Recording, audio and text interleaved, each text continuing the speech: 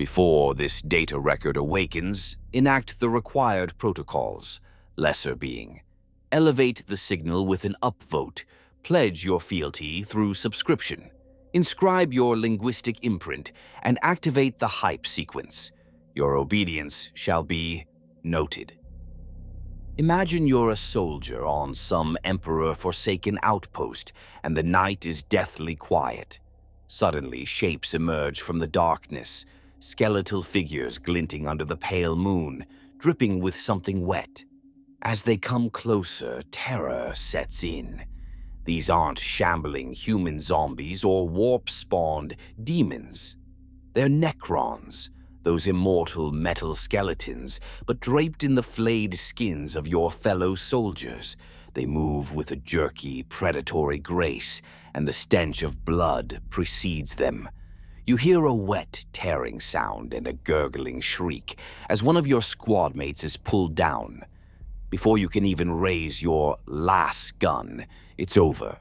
The Necrons vanish as quickly as they appeared, leaving only carnage and your sanity in tatters. Welcome to the nightmare of the Flayed Ones, often dubbed Necron zombies by those who have lived to tell the tale. In this expansive deep dive, we're going to peel back, pun very much intended, the layers of lore behind these grisly Necron aberrations. We'll explore their eerie origins, the curse that drives them to commit unspeakable horrors, and how they fit, or rather don't fit, within Necron society. We'll journey through the Flayed One's story, from the dreaded star god who birthed the curse, Llandu'gor the Flayer, a name that should clue you in to his hobbies, to the nature of the Flayer Curse that turns once proud, hyperlogical Necrons into flesh-obsessed ghouls. We'll learn how the curse spreads. Yes, you can catch a case of wants-to-wear people if you're a Necron and not careful around these guys, and how it sometimes jumps boundaries that really should have been safe, like infecting a curious tech priest who really ought to have known better than to poke that strange living metal sample. We'll stalk alongside the Flayed Ones on the battlefield, observing their habits, their horrifying tactics, if one can call appearing out of nowhere to eviscerate you a tactic, and seeing how they literally tear open the fabric of reality to join battles whenever there's a buffet of blood to draw them. Yes, we'll talk about the mysterious Flayer Dimension, that pocket universe where they lurk between slaughters, the crimson realm that even other Necrons whisper about in fear and confusion. Then we'll examine how their Necron brethren deal with these walking embarrassments of the dynasty. Spoiler: with great difficulty and extreme prejudice, Necron society, for all its cold logic, basically treats the Flayed Ones like a mix of contagious plague carriers and embarrassing relatives that show up at a dignified party wearing human skin coats. We'll delve into the containment protocols, the exile to forbidden tomb worlds, like the infamous Bone Kingdom of Drazak. Imagine the worst leper colony in the galaxy. Now make all the lepers unkillable robot psychos hungry for flesh. That's Drazak in a nutshell. We'll meet characters like Valgûl, the Fallen Lord, a Necron who rules over the Flayed Ones there, seemingly immune to the curse's mindlessness. And we'll ponder whether he's truly sane or just differently mad. But it's not just the Necrons who have opinions on the Flayed Ones. The other factions of the 41st millennium have encountered these skin-stealing nightmares and have their own reactions.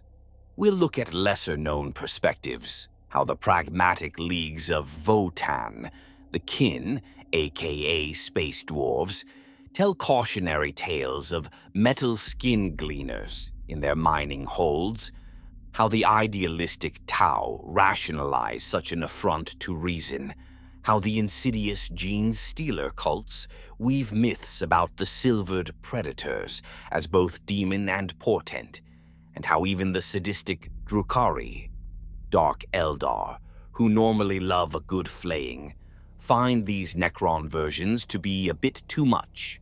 Imagine being so gross that a dark elf who tortures people for fun says, Ew, tone it down. As if that weren't enough, we're going to entertain some truly bizarre what-if scenarios, because in the grim darkness of the far future, speculation is half the fun and half the horror. Ever wonder what would happen if the Flayer Curse got its claws on, say, a fragment of a Khatan star god, one of the beings that originally gave the Necrons their immortality? What about a chaos demon host? Would the demon inside run screaming or double down into an even bloodier frenzy? Or what if a fully artificial intelligence contracted this virus? We'll indulge in a few of these hypotheticals purely as a thought experiment. Thank the Emperor these are not canon yet. We'll also recount a few side stories, those dreadful sagas from minor Imperial worlds devastated by Flayed One incursions. The kind of tales an Inquisitor might bury in vaults marked "Do Not Open," but which soldiers swap around campfires to scare the life out of each other. Perhaps we'll hear of an outpost found with walls painted in blood and not a soul left alive, or a lone survivor's maddened testimony of silent killers in the night. And tying into that, we'll touch on the in-universe myths, campfire horror stories, and even morbid nursery rhymes that have sprung up among humans about the Flayed Ones. When nursery rhymes on some frontier world include lines like, "Hush, little baby, don't make a sound," or "The skin stealer comes when darkness falls round," you know you're deep into 40K territory. Finally, we'll wax a bit philosophical, because even in the darkness there's room for grim contemplation. We'll ask, do Flayed Ones retain any fragment of who they once were? Is there a sliver of the original Necron consciousness trapped behind those hungry eyes, possibly screaming in eternal horror? Or are they completely lost, past all hope or suffering? It's a disturbing question with no clear answer, but we'll explore the theories, and we'll consider whether, ironically, these monsters deserve a sliver of pity along with our fear, the notion that they're as much victims of this curse as they are perpetrators. To round things out, we'll note any hints from recent lore, like the new 10th edition material, about how the Flayer Curse might be evolving. Warhammer lore is not static, and even this ancient affliction might have some new twists, be it an increasing prevalence, a Necron plan to cure it, or signs of it mutating in ways unforeseen. All in all, strap in, preferably in some nice, unflayable ceramite armor, and prepare for a long, winding journey through one of the darkest, most gruesome corners of Necron lore. There will be blood, oh, so much blood. There will be dry wit, to help that blood go down easier. And above all, there will be a thorough, engaging narration of everything you'd ever want to know, and a few things you wish you didn't, about the Flayed Ones, the Necronsians' creepiest comrades. Origins of the Flayed Ones, Llandu'gor's last laugh. In the unimaginably distant past, we're talking over 60 million years ago, during a cosmic conflict known as the War in Heaven, the seeds of the Flayer Curse were sown. To grasp how the Flayed Ones came to be, we need a quick and horrific history lesson about the Necrons and their former gods, the Khatan. Picture the Necronter, the mortal progenitors of the Necrons, as a bitter, short-lived race cursed by their radioactive sun, desperate for immortality. Along come the Khatan, star-eating godlike entities who offer them eternal life at a terrible price. The Necrontyre agree to undergo biotransference, transferring their minds and souls into bodies of living metal, becoming the undying Necrons. They gain immortality and machine strength, but sacrifice their souls and much of their emotion in the process. Worse, they become slaves to the Khatan, who revel in the Necrons' worship and use them as tools in their galaxy-spanning war against the Old Ones and their creations. Eventually, the Necrons wised up. Led by their supreme ruler, the silent king Searek, they hatched a rebellion against the Khatan. The Necrons turned on their star gods in a glorious act of betrayal, but you can't just shoot a star god in the head. The C'tan were vast energy beings.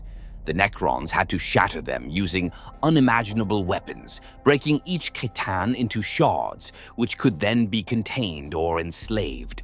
One particular C'tan, however, got an even worse fate than being merely shattered. He was utterly obliterated. This was Llandu'gor the Flayer, and he's the one who concerns us. Llandu'gor had a nasty reputation, even among his fellow C'tan. His title, the Flayer, wasn't just for show. He was said to have a grotesque fascination with the consumption of life in a literal, physical sense.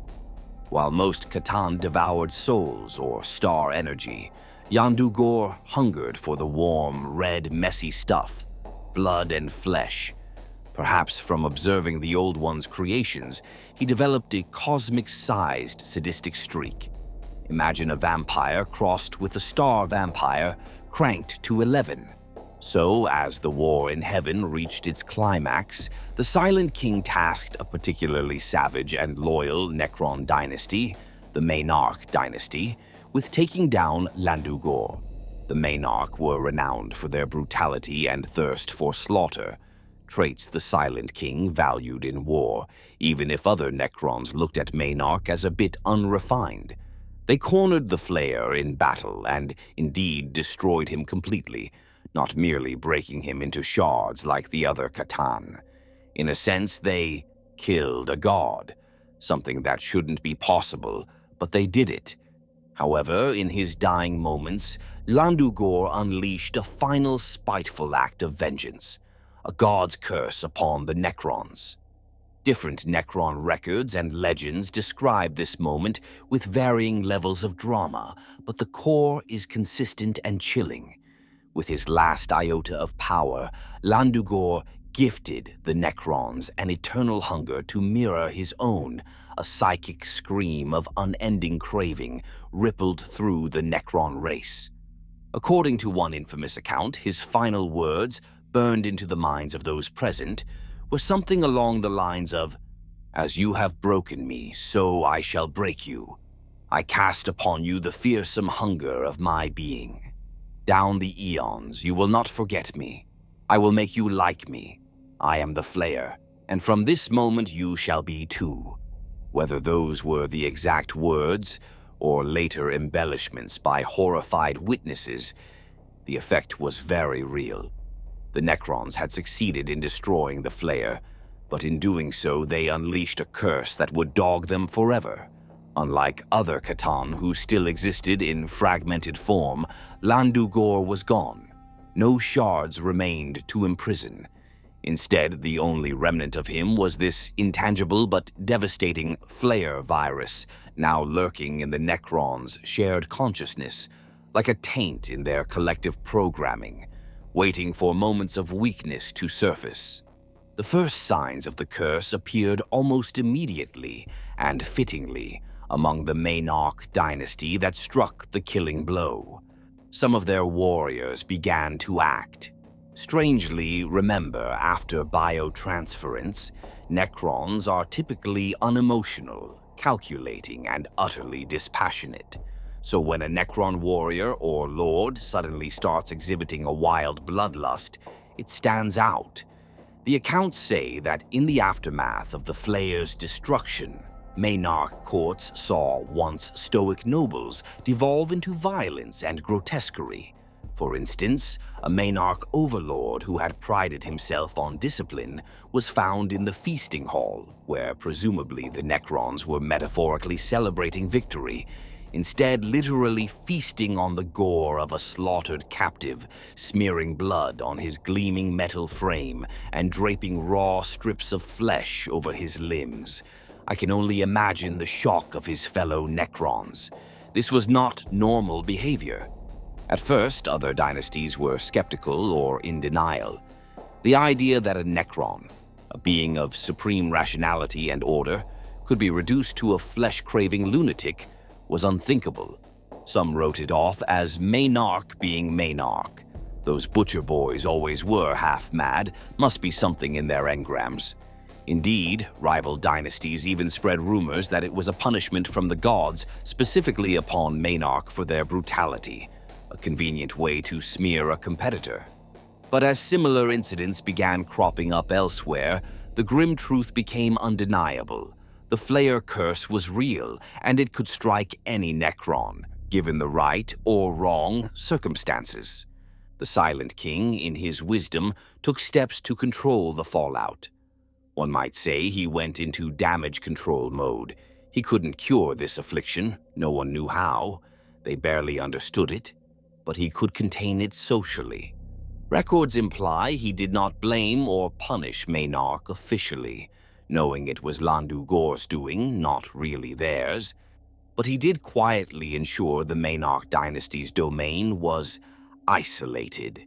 In fact, before the Necrons entered the Great Sleep, a 60-million-year hibernation to wait out the galactic upheaval after the war in heaven, the Silent King deliberately set Maynarch's tomb worlds apart, hidden behind disrupted space and warp storms, perhaps hoping that if the Flayer Curse was more prevalent among them, it would burn itself out away from others. He also erased a lot of records. The Silent King was known to purge knowledge that he felt was too dangerous, like details of the biotransference and such. It's likely that knowledge of Llandu'gor's curse became a hush-hush topic. The Necrons are proud, and admitting that one of their vanquished gods got the last laugh is not something they'd advertise. Nevertheless, as the Necrons settled into their stasis tombs for the Great Sleep, the Flayer Curse was very much a thing. It was like a latent virus in their race's collective code, dormant most of the time, but terribly real. Over the eons of slumber, there are whispers that some Necrons trapped half awake in stasis actually succumbed within their tombs. In older lore, one explanation for Flayed Ones was that certain Necrons remained conscious during the millions of years of sleep and went insane. This ties into the curse neatly. Maybe those who stayed half-conscious fell prey to Llandu'gor's nagging whisper, hunger, hunger, echoing in their minds for millennia until they snapped. Fast forward to the modern era, the late 41st millennium. Necrons are awakening all across the galaxy, and with them, Flayed Ones are appearing too. Some Necron dynasties woke to find a portion of their number had turned while in stasis and disappeared into that red dimension. More on that soon, or gone feral in the depths of their tomb, requiring cleansing. Others initially had no cases, but as they engaged in new wars and experienced fresh stimuli of bloodshed, dormant curses flared up. It's a bit like how certain diseases might stay dormant until triggered by stress. The upheaval of reawakening to a galaxy of endless war seems to be a pretty hefty dose of stress. So, to sum up, the Flayed Ones were essentially born the moment Llandu'gor the Flayer died. Not born in a physical sense. No Necron immediately sprouted claws and started gnawing on someone's arm at that second. But the curse took root then, and over time, afflicted Necrons began to transform into these hideous parodies of life. It started with Maynarch's unfortunate nobles and spread like a mimetic contagion or corrupted software patch, slow, subtle, and utterly devastating when it fully manifested. It's worth noting how ironic this all is. The Necrontire sought immortality to escape the curse of frail flesh. They got metal bodies freed from pain, emotion, and all the weaknesses of the flesh. And what happened? One of their own gods saddled them with a hunger for flesh. It's like the cruelest cosmic joke. Oh, you don't want your flesh? Fine, spend eternity craving it. The Flayer Curse is, in a way, a reminder of the Necron's lost humanity, Necrontirity, twisted into horrific form. Some Necron philosophers, the few who dare contemplate such dark questions, have wondered if the curse exploits a suppressed part of their subconscious, some deep-seated regret or longing for the mortal sensations they lost. But that's speculation. The Necrons themselves don't like to talk about it. It's the ultimate taboo in their culture, a sign of weakness and impurity. Before moving on, let me address a point of older lore for the veterans listening. Back in older editions of Warhammer 40K, there was an alternate explanation circulating that Flayed Ones were Necrons who went mad during the Great Sleep from being semi-conscious, developing a taste for flesh out of sheer insanity. That was a more mundane horror explanation. The current lore, from 5th edition onward, firmly pins it on Llandu'gor's curse, but interestingly, both versions aren't mutually exclusive. One could say Llandu'gor's curse manifested via that mechanism of being conscious too long, or via certain neural malfunctions. In any case, the Llandu'gor explanation adds a very 40,000 layer of mythic tragedy to it, and that's what we stick with now. By the time the Necrons are fully awake in the 41st millennium, the Flayer Curse is a known, if rarely spoken of, aspect of their reality. Every Necron noble knows that in the back of the room, among the ranks of his loyal warriors, there could be one whose eye begins to twitch at the sight of blood spilt on the battlefield, who starts to lick, or at least rub, the gore on his blade with unsettling fascination, and that if that happens, you better deal with it fast, because once the curse fully overtakes a Necron, the result is one of those skulking, gore-encrusted Flayed Ones that will likely try to kill friend and foe alike in its quest to feed a hunger that cannot be fed. Thus, from the ancient war in heaven to the scattered tomb worlds of today, we have the origin and propagation of the Flayed Ones. Born from betrayal and godly vengeance, they are the undead, unliving echoes of a dead god's spite. Now that we know why they exist, let's examine what exactly this curse is and how it works on a practical level. In other words, it's time to get clinical about this virus. How does it infect? What does it do to a Necron's mind and body? And can it be stopped? The Flayer Curse, nature and transmission of a nightmare. If the origin of the Flayer Curse is mythic, the mechanics of it are downright disturbing. A mix of science, psychology, and dark metaphysics. The Necrons often call it the Flayer virus, or Flayer Curse, or the Longing. While that name suggests a pathogen, this thing isn't a germ or a toxin, not in the conventional sense. Think of it as a mental corruption, a glitch in the living metal, a mimetic plague that blurs the line between code and curse. Let's break down what happens when a Necron succumbs to this affliction. It typically starts subtly, at least by Necron standards. The individual might begin to exhibit uncharacteristic behavior.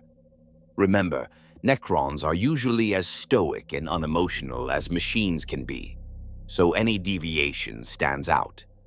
Early signs reported include an unusual interest in the dead bodies of enemies, pausing on battlefields to stare at corpses longer than necessary, or perhaps collecting grisly trophies, a finger here, a strip of skin there, rather than ignoring the meat as any proper Necron would. They might also become less communicative, even by Necron standards, and more isolated, as if distracted by inner voices.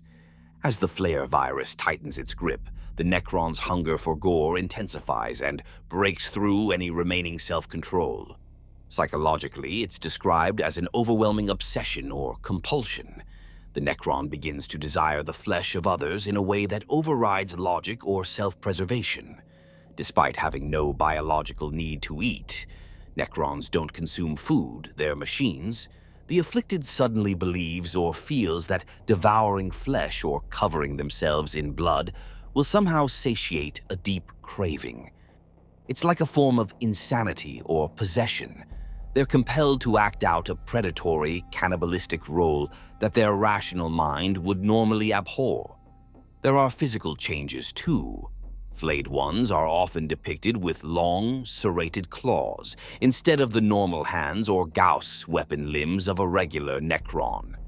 Where do these come from? It turns out the Necron's living metal body can morph to some extent, and afflicted Necron's fingers elongate and sharpen into knife-like talons perfect for slicing skin and ripping organs.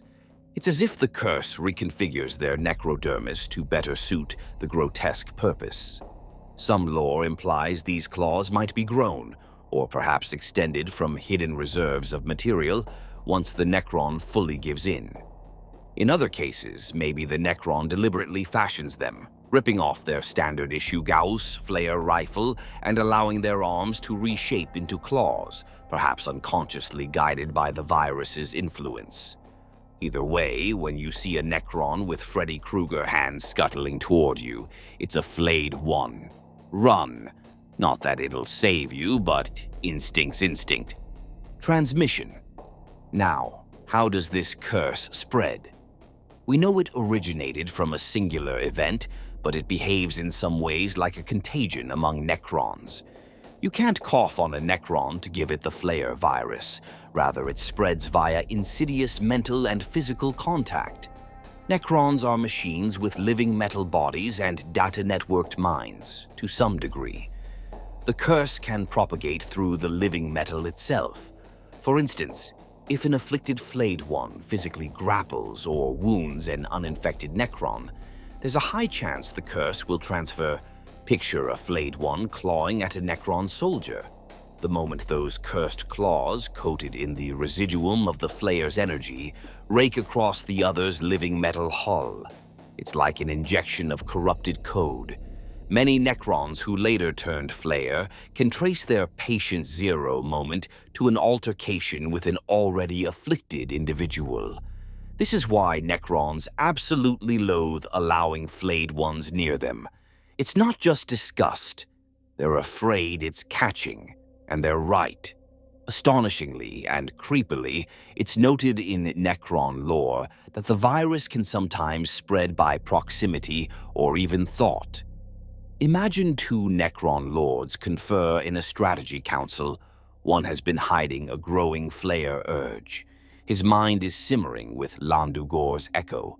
The other, just by networking with him, by brushing against the edges of his thoughts in their command node link, might suddenly find intrusive whispers in his own mind. Blood, blood, blood. Some cryptechs theorize that a Necron's mental state and susceptibility play a role. It's not a simple stand next to Flayed One, become Flayed One formula.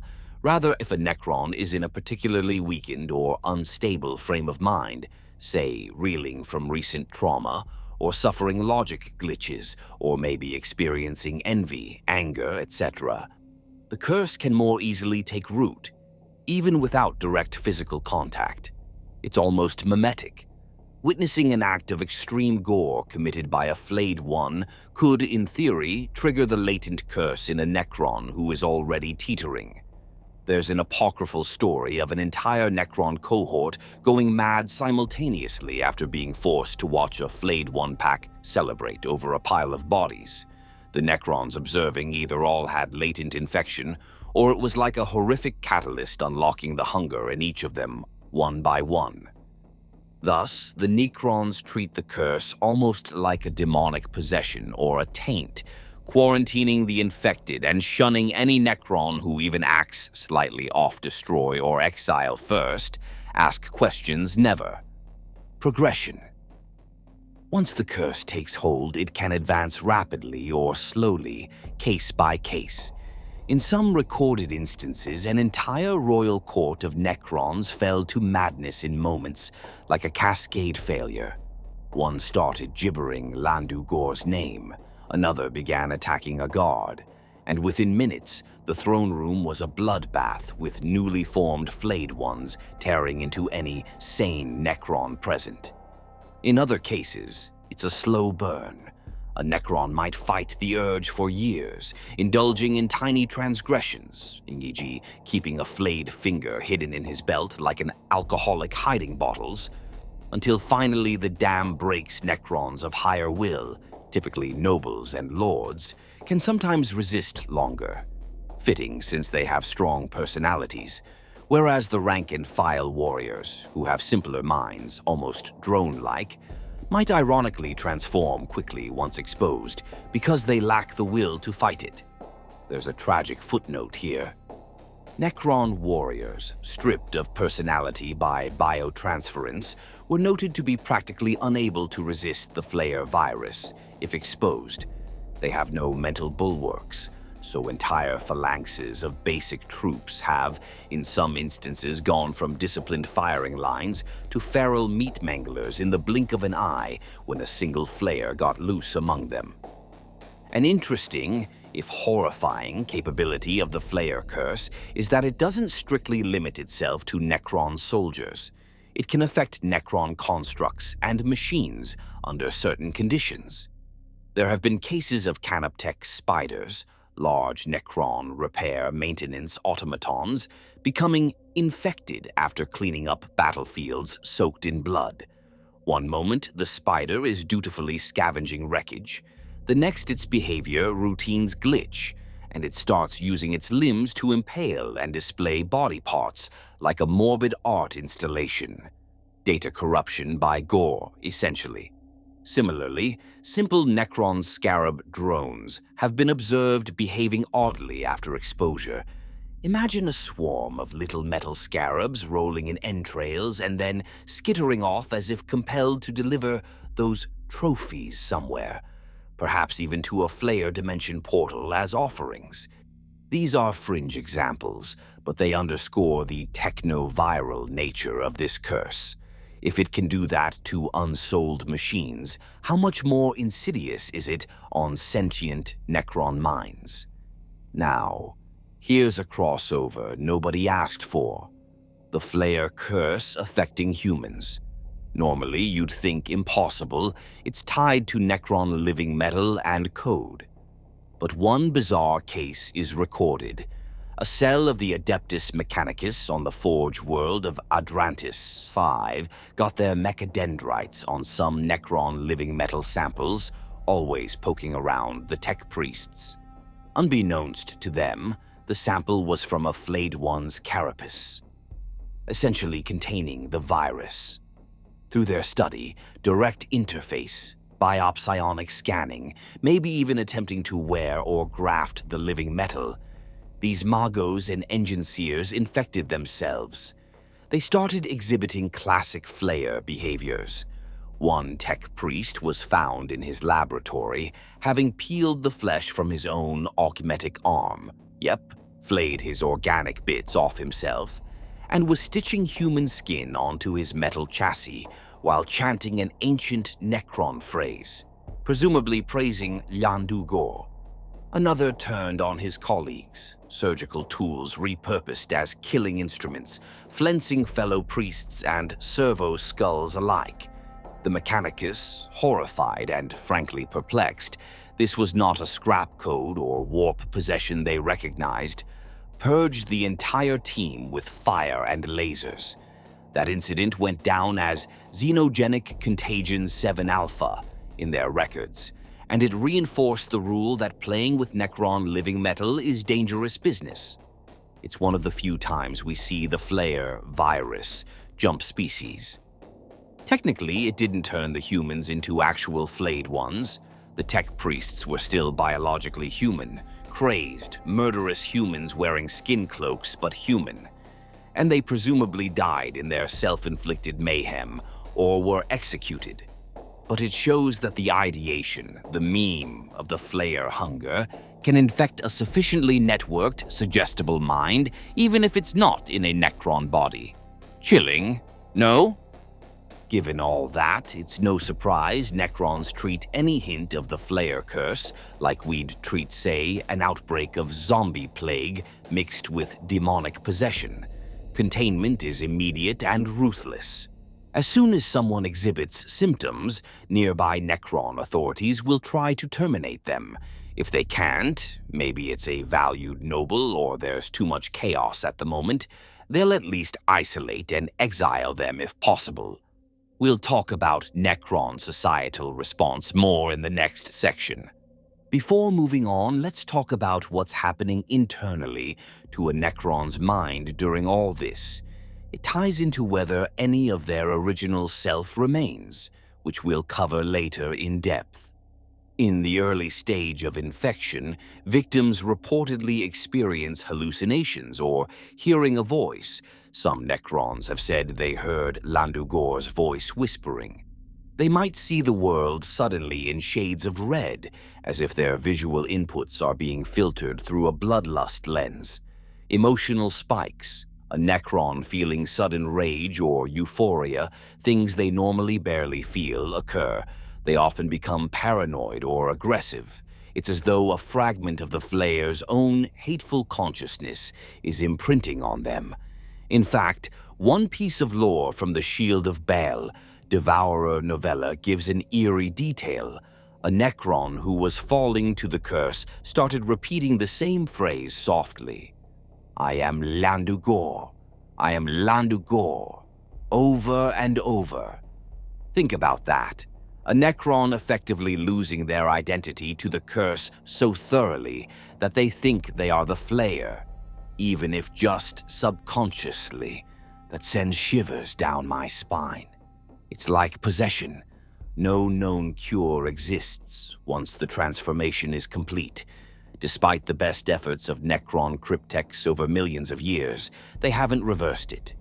You can't take a Flayed One, stick it in a cryo chamber, and run a defragmentation program to restore it to a normal Necron. The curse is irreversible, as far as anyone can tell. The Silent King and other leaders have largely resigned to excising the infection, destroying Flayed Ones, rather than curing it. There are whispers, though, and we'll revisit this later, that if a cure is possible, the key might lie with a unique case like Valgûl, who has the curse but not the madness, or some artifact of Llandu'gor. But so far, nothing concrete. One last facet to note. After a Necron fully becomes a Flayed One, their behavior is governed by the curse entirely. They actively worship Llandu'gor.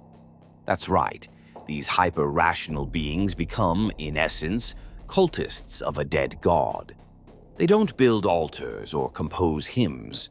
They're too busy slicing and dicing. But in their repetitive phrases and evident reverence for the act of flaying, it's clear they hold the Flayer in godlike esteem. They often spare things that they perceive as manifestations of the Flayer. There's a story of a Chaos Knight, a giant war machine possessed by chaos, called Death's Saber, which was covered in flayed skin itself. Chaos folks can be gross, too. A pack of Flayed Ones encountered this rampaging knight on a battlefield, and instead of attacking it, they bowed to it, as if recognizing, wrongly, something of Llandu'gor in its gore-drenched form. They then followed it around like sycophants, admiring its bloody handiwork to the bemusement of the Chaos pilot. So yeah, Flayed Ones essentially become blood-crazed religious fanatics of the very force that destroyed their minds. To wrap up this section, the Flayer Curse is a terrible corruption that can spread through physical touch or even psychic resonance, turning Necrons into flesh-eating monsters. It alters their bodies, sprouting claws, hijacks their minds, imprinting the Flayer's hunger and persona, and is so virulent that even constructs and alien bystanders aren't entirely safe. It's an incurable, self-perpetuating plague of insanity and gore. The Necrons fear it deeply, almost as much as, if not more than, their enemies fear the Flayed Ones themselves. Now that we understand what the curse is and how it spreads, it's time to get a closer look at the results. The Flayed Ones in action. How do these cursed Necrons behave day to day? To the extent day to day means anything to them? What's their role in combat? How do they fight, and what peculiarities do they exhibit on the battlefield? And what is this mysterious Flayer Dimension that they slip in and out of? Let's venture into the shadows where the Flayed Ones lurk when they're not actively stripping someone's skin, and observe how these Necron zombies make war. The Flayer Dimension, where the hungry ones lurk. One of the eeriest aspects of the Flayed Ones is their habit of appearing and disappearing at will. They're not simply hiding behind a corner or burrowing in the mud, though early on some guardsmen thought they were just really sneaky, popping out of holes like murderous prairie dogs. No, the truth is more unsettling. Flayed Ones slip in and out of a different dimension. Necron lore refers to it as the Flayer Dimension, sometimes called the Crimson Realm or the Red Hell, and more recently clarified as the Ghost Wind. It's effectively a pocket universe that these cursed beings use as a refuge and highway. What exactly is the Flayer Dimension? Even the Necrons aren't entirely sure, which is saying something given their mastery of physics and reality manipulating technology. It's not the warp. The warp is the Imperium, the sea of souls and psychic energy. Necrons generally want nothing to do with that. The Flayer Dimension seems to be something else, perhaps a warped fold of real space, a pocket universe created, intentionally or not, by Llandu'gor's death. The Lexiconum describes it as a red pocket universe. Some call it the Crimson Dolmen or the Ghost Wind pocket. Practically speaking, it's a place that is next door to reality, where the Flayed Ones congregate. Flayed Ones have the uncanny ability to tear open reality with their claws and step between the material universe and this Flayer Dimension. On the battlefield, when conditions of bloodshed are met, a Flayed One will literally slice a door in the fabric of space. Witnesses have described a shimmer in the air, a tearing sound, like flesh appropriately, and then these things crawling out of a red-hazed gash that closes behind them. They pop out right amidst their prey. It's a form of trans-dimensional travel unique to them. Even other Necron units with teleportation tech, like Deathmarks or Lychguard with dispersion shields, don't use the Flayer Dimension. They have their own methods. The Flayed Ones alone claim this hellish little limbo as home. What's it like in there? Accounts from Necron sources, and one harrowing human tale of a brief accidental trip, suggest it's a nightmarish, hunger-filled void. It's often described as suffused with a red haze or gloom, possibly from the light of dying suns or raw universal bleed-through. Some call it the Ghost Wind because those who travel through it say it's like being caught in a current or wind of intangible force. It's unnervingly quiet and alive at the same time, like the silence in a slaughterhouse at midnight, pregnant with the echo of past screams. It's said that within that dimension, reality feels thinner, and there's a presence, a hunger, that is omnipresent. Recall Nebosenek's theory from the Kasurkin novel. He speculated that the virus may be linked to nascent universes, that hunger. He basically postulated that perhaps the Flayer Dimension is a little baby universe that wants to grow by drawing matter and energy into itself. An unsettling idea, suggesting the dimension itself is almost alive with need. Now, Flayed Ones seem perfectly at home there. When they're not in our real space slaughtering, they retreat to the Flayer Dimension. It's their lair. One can imagine them in that realm, prowling like feral ghouls through endless desolate plains, or lurking in a twisted mirror of their tomb world's halls. Impatiently waiting, they likely enter a torpor when no stimuli is present, maybe standing hunched and motionless, or squatting and gently swaying as if in a trance until the scent of blood wakes them. Perhaps the Flayer Dimension is littered with old skins and bones they've carried back as trophies, making it a floating charnel realm. One does wonder, do they bring their leftovers there to snack on? Do they fight each other over spoils when bored? The lore doesn't detail these, but given their behavior, they probably do tussle occasionally, though their common worship of hunger might keep them loosely cooperative. Crucially, in that dimension, they can sense the goings-on of real space, at least when it comes to bloodshed. It's like how sharks in an ocean can smell a drop of blood miles away. The Flayed Ones drift in ghost wind currents. And when a battle in real space reaches a fever pitch, blood spilled, death screams echoing, it acts like a beacon through the veil. The Flayed Ones hone in on it. They then tear open a path back into reality at the location of carnage. This explains why they often appear unpredictably in battle. You can't plan for them because they aren't marching through the front lines or teleporting via visible means.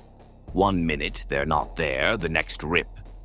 They're in your trench, drooling, metaphorically, over your flesh. They seem to be able to pinpoint concentrations of gore. Some Necrons have used this to their advantage by literally painting a target area with slaughter. There are even Necron war gear called Bloodswarm nanoscarabs that mark enemies with a signal that attracts Flayed Ones, essentially tricking them into thinking, "Hey, buff it here." It's simultaneously clever and deeply macabre. Necrons luring their cursed brethren to do their dirty work by appealing to their curse.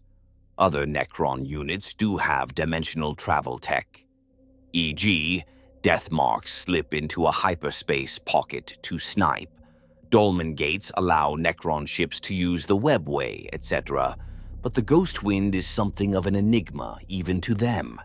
In the novel The Infinite and the Divine, Trazyn and Oricon, two brilliant Necron characters, discuss all manner of Necron lore.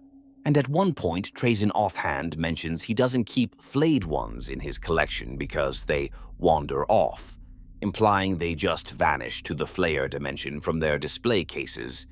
Inconvenient. They also acknowledge the Flayer Dimension as a weird esoteric thing they don't fully control. This tells us the Necrons can't normally utilize that realm for general purposes. It's like a locked house that only the mad get the key to. There's also the Ghostwind route the Twice Dead King novels mention, a sort of slipstream some Necron ships used. It's hinted that this might be related, possibly the Necrons experimenting with using the outskirts of the Flayer Dimension for travel. But it proved perilous. An Imperial war fleet that accidentally followed a Necron vessel into that route got savaged by Flayed Ones en masse. Essentially, they strayed into the Flayer's backyard and got swarmed like picnickers on an anthill. It underscores that the Flayer Dimension is crawling, figuratively and literally, with these creatures, and woe betide any intruder, Necron or otherwise, who isn't invited. And the only invitation they accept is the smell of your blood. One more notable tidbit. Famed Necron Varguard Oberon, bodyguard to Nemesor Zandrek, has a piece of gear called the Ghostwalk Mantle. This relic allows him, and those close by, to teleport short distances by briefly stepping into another dimension and back, likely the Ghostwind/Flayer dimension or something adjacent to it. In lore, Oberon has used it to appear at Zandrek's side instantly when needed. Some have speculated that the Ghostwalk Mantle is a refined, miniaturized harnessing of the same dimensional translocation Flayed Ones use instinctively. If that's true, it means there are Necrons dabbling in controlled use of the Flayer Dimension. It's risky. A bit like using a tunnel known to be infested with monsters because it's a shortcut. But it seems to work for Oberon, which is a testament to Necron ingenuity, and perhaps Oberon's own indomitable will that the Flayer Curse can't latch onto him during those ghost walks. To sum up this part, the Flayer Dimension, or Ghostwind, is the secret haunt of the Flayed Ones, a hidden layer of reality drenched in metaphysical bloodlust. It's where they retreat to, keeping them largely out of sight when not needed, and from which they ambush unsuspecting battlefields. It's exclusive to them. Other Necrons don't go there, at least not willingly or in their right mind. This dimension makes the Flayed Ones extremely hard to eliminate permanently. If pressed, they just slip away into their hellish hidey hole. Necron commanders have tried to trap Flayed Ones on battlefields for extermination, but often a few manage to tear open reality and escape at the last moment. It's like trying to catch a rat that can disappear into an invisible crack in your wall. With an understanding of their home turf, we can now look at how Flayed Ones behave and fight when they are in our reality. We've touched on it, but let's put it all together. Their combat style, their role, or lack of one in Necron battle plans, and the sheer psychological impact they have on friend and foe alike. Behavior and battlefield role of Flayed Ones. How does a Flayed One behave? In a word, ravenously. In more words, like a starved predator locked in a butcher shop. The moment a Flayed One has prey in front of it, any pretense of rational strategy goes out the window. They attack with a ferocity and single-mindedness that makes even orcs look a bit restrained. But let's break it down systematically. On the battlefield, Flayed Ones act as infiltrators and shock troops, albeit unintentional ones. The Necrons don't assign them these roles, they just take them. Because they emerge from the Flayer Dimension, they usually appear in the thick of enemy positions without warning. Often, they serve as a horrific vanguard. A human regiment might be dug in, exchanging fire with Necron warriors at a distance, thinking they at least know where the enemy is. Then, out of nowhere, behind the heavy bolter nests and among the command tents, Flayed Ones manifest and all hell breaks loose in the rear lines. It's the classic horror movie reversal. The danger is suddenly inside the house. Once engaged, Flayed Ones prioritize living targets above all. They don't care about vehicles, except as blunt obstacles. They ignore strategic objectives. They won't stop to sabotage a generator or hack a cogitator. They want to kill every living thing in sight with their claws and teeth. Note, they don't literally have biological teeth, but they sometimes pretend to bite with their metal jaws. More as an intimidation or finishing move, since they can't truly eat flesh in the biological sense. They can tear it off and pack it into their chest cavities or smear it on themselves, though. They exhibit a gruesome sort of tactical cunning driven by instinct. For example, they often strike when and where the enemy is most vulnerable. Is it cowardice or calculation? Hard to tell. A Flayed One isn't thinking, "Muhaha, the enemy artillery is unguarded, I shall destroy it." It's more like, "I smell blood there and few guns, let's pounce." But the outcome is similar. They hit flanks, rear echelons, or weak points with surprising effectiveness. In a protracted battle, Flayed Ones have been observed stalking their prey for a time, waiting for an opening.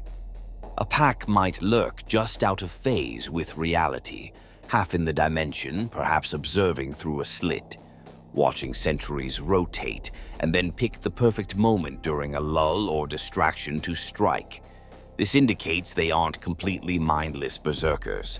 They have low animal cunning, akin to wolves, or perhaps more appropriately, akin to serial killers who enjoy a bit of a chase. However, once they commit to an attack, subtlety ends. They break cover and rush with that jerky, unnaturally fast gait. They don't issue battle cries. Imagine the silence of them closing in. Some victims don't know they're there until claws are already scything through their comrades. Sometimes, though, they emit a ghastly sound during the slaughter. Not exactly a roar, but some Flayed Ones have been noted to let out shrill, static-laced shrieks or burst of manic, high-pitched laughter. Yes, apparently some Flayed Ones laugh in a distorted echo of their victims' screams or in imitation of how they remember laughter. Why? Perhaps fragments of sadistic pleasure bubbling up, or an attempt by whatever is left of their psyche to process the carnage by reveling in it. Either way, hearing a metallic cackle while a flayed, gore-drenched Necron rips through your friends is prime nightmare fuel. In close combat, a Flayed One is utterly lethal. Their claws can rend power armor. They've torn Space Marines limb from limb in melee. Marines really try to avoid getting into grappling range with these things. Flayed Ones strike with all the strength of a Necron, which is considerable. Those metal bodies are far stronger than human muscle, plus the added advantage of no regard for their own safety. They don't parry or evade much. They press the attack even if you're chainsawing into them. They'll happily lose an arm or have half their torso blown apart and keep choking you with the other hand. Fearlessness, or mindlessness, makes them hard to stop. You basically have to blast them into pieces or cut off their legs and head to halt them. A Flayed One will crawl on broken stumps to reach a fleeing victim if it has to. Impact on enemies. The psychological effect of a Flayed One assault is devastating. Take even veteran Imperial Guardsmen. They're trained to face horrors, sure, but there's something uniquely visceral about Necron Flayed Ones. Tyranids are terrifying too, but they're clearly aliens, monsters. Your brain goes, bug monster, shoot it. Chaos demons can be reality-twisting and scary, but at least they often announce themselves with warp phenomena or fanatical cultists yelling. Flayed Ones appear as your own fallen, in a sense. Many a soldier has hesitated or frozen because the Necron charging at him is literally wearing the face of his squad mate like a mask. Imagine that for a moment. Your buddy was on sentry duty, he goes missing, then in the next heartbeat a bloody caricature of him, or what's left of his skin, is rushing at you atop an unholy metal skeleton. That's a special kind of terror. On record, entire companies have broken and routed when Flayed Ones got into their midst. Even Space Marines with all their conditioning have felt a jolt of revulsion. Some chaplains have noted that fighting Flayed Ones tests a Space Marine's emotional control more than many foes because it digs at the remnants of their human instinct. The smell, for those who still have senses of raw blood, and the sight of comrades flayed is a gut punch that all the hypno-doctrine in the world can't entirely suppress. From a game perspective, if one will allow a meta-reference, Flayed Ones historically caused fear, a rule meaning enemies had to check morale due to how horrifying they were. In narrative terms, it's absolutely the case.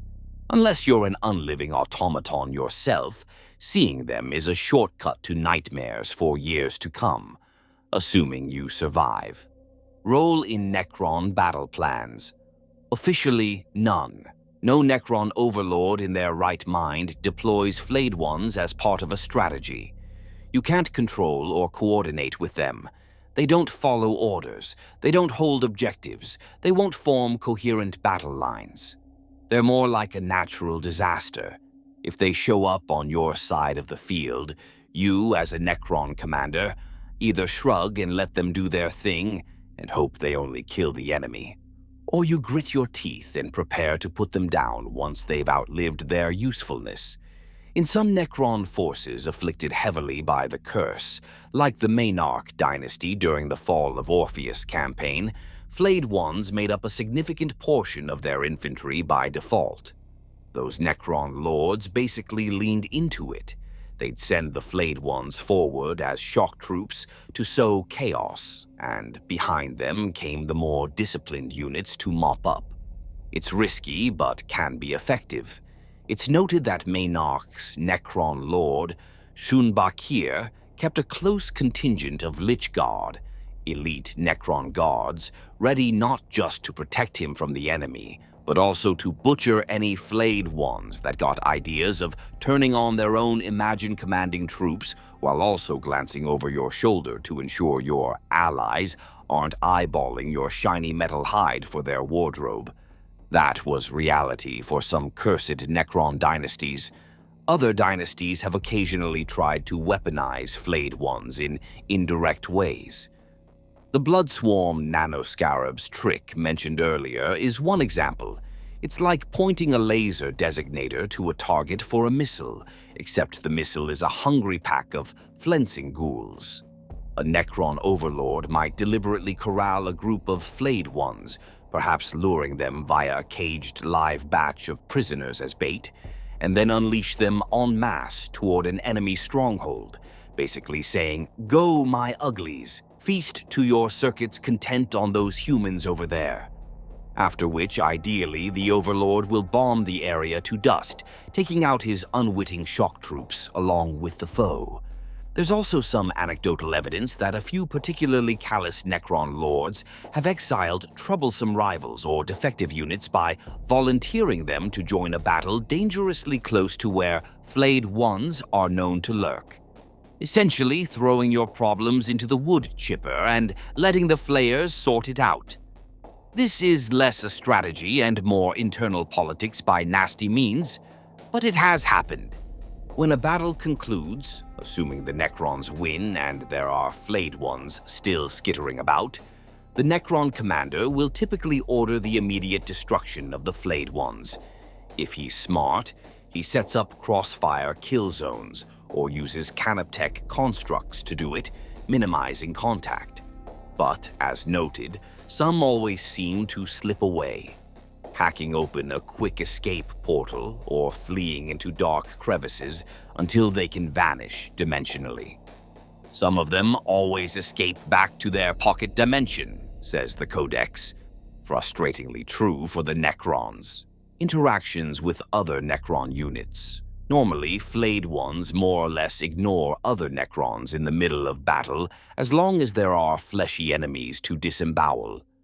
The Codex notes they will tolerate the presence of other Necrons provided there's enough blood and carnage from other species to occupy them. That said, they absolutely do not take orders. A Necron Lord can't say, point and command a Flayed One pack to hold that flank. The Flayed Ones will either chase prey wherever it goes or stand around slavering if no prey is available. They won't respond, they won't retreat in good order if the situation turns. They're more likely to just start eating corpses or wander off looking for more victims. If all the meat is gone and only Necrons remain, it gets dicey. In some instances, Flayed Ones have turned on their own kind, infecting or killing them. If left unsupervised after a battle, it generally doesn't come to that because the regular Necrons know to eliminate them first or keep far away. But imagine a scenario where Necrons and Flayed Ones fought side by side to wipe out an Imperial force. Now the Necron Overlord and his immortals stand victorious on a field of corpses, and surrounding them are a bunch of panting, do they pant, figuratively, Flayed Ones coming down from their blood high. Slowly, those eyeless metal skulls turn toward the Necrons, and you can almost hear the thought, "Well, we've run out of humans. Now what?" At that moment, the Necron Overlord usually sighs and signals, "Open fire." It's a mercy, really, for everyone. One might ask, do Flayed Ones ever coordinate or use any pack tactics? They do seem to sort of pack hunt. They often attack in clusters, overwhelming positions through sheer ferocity. They don't use military formations, but like animals they might encircle or pincer simply by following the sound of screams from multiple directions. If one Flayed One screeches or attacks, nearby ones may be drawn to the same target, a feeding frenzy mentality. They don't exactly cooperate in a thoughtful way, but their shared hunger drives them along the same vectors. There are rare mentions of Flayer leaders. A Flayed One who was once a Necron Lord might retain just enough cunning to be alpha of a pack. These individuals, sometimes dubbed Flayer Lords or erroneously Flayer Kings, though Flayer King properly refers to one who hasn't lost his mind entirely like Valgûl, can exhibit slightly more coherent behavior. For example, a Flayer leader might hold back momentarily, letting lesser Flayed Ones charge first, then strike at a key moment or target the enemy champion. Not out of strategy per se, but perhaps out of personal vicious instinct, or a lingering predator's intellect. This can inadvertently make a flayed pack more effective because they're not all blindly rushing. One or two might hang back and then hit flanks or cut off retreats. It's not coordination in the way soldiers coordinate, but it's dangerous nonetheless. The physical resilience of Flayed Ones deserves a note too. They are Necrons, so they benefit from their body's self-repair, albeit Flayed Ones don't consciously fall back to repair. Their nanites just work in the background, possibly meaning a downed Flayed One might rise again later if not thoroughly destroyed. They've been seen continuing to fight despite injuries that would stop a normal Necron warrior, likely because the hunger pushes them beyond what a logical Necron would risk. They don't attempt to phase out for repairs, like normal Necrons do when critically damaged. They'll fight until literally incapable of movement that makes them harder to put down for good in a battle. There are tales of a Flayed One that was blown apart by a demolisher cannon, upper torso separated from lower, and as medics approached thinking it dead, the torso crawled with its claws, dragging itself forward to grab a soldier's ankle and butcher him on the ground. You basically have to mince or incinerate them. So picture the end of a battle. The silence after the shooting stops, broken only by the wet, crunching sounds of Flayed Ones indulging in their grotesque rituals. They drape fresh skins over themselves, sometimes peeling off their previous layer if it's too tattered and replacing it with a new outfit from the day's victims.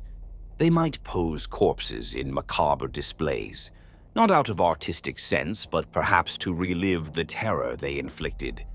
There's an incident in a Black Library story where an Imperial search party found bodies arranged in a parody of a banquet, seated around a table as if the Flayed Ones were mocking the idea of feasting. A little bit of sick humor from the Star God's echo, maybe. If any wounded enemy survivors are around, Emperor, help them. The Flayed Ones will find them, and those poor souls' ends will not be swift. At this point, usually either more Necron forces arrive to neutralize the Flayed Ones, or the Flayed Ones slip back into the dimension with their prizes. They often take bits of flesh and bone with them, as if storing up snacks, though what they do with them in the dimension is unknown. Do they consume in some weird way? Or is it purely fetishistic, decorating their lair? Perhaps both. From the perspective of Necron society, every battle where Flayed Ones appear is a double-edged sword. Yes, the enemy lines probably dissolved in panic thanks to the terror, making victory easier, but now you potentially have an infestation to clean up. And worse, you've revealed a secret to the enemy. The Imperium, for instance, didn't know Necrons had such a flaw until they encountered Flayed Ones in battle. Those that survive carry tales, which the Inquisition often censors or remolds into chaos mutants for public consumption.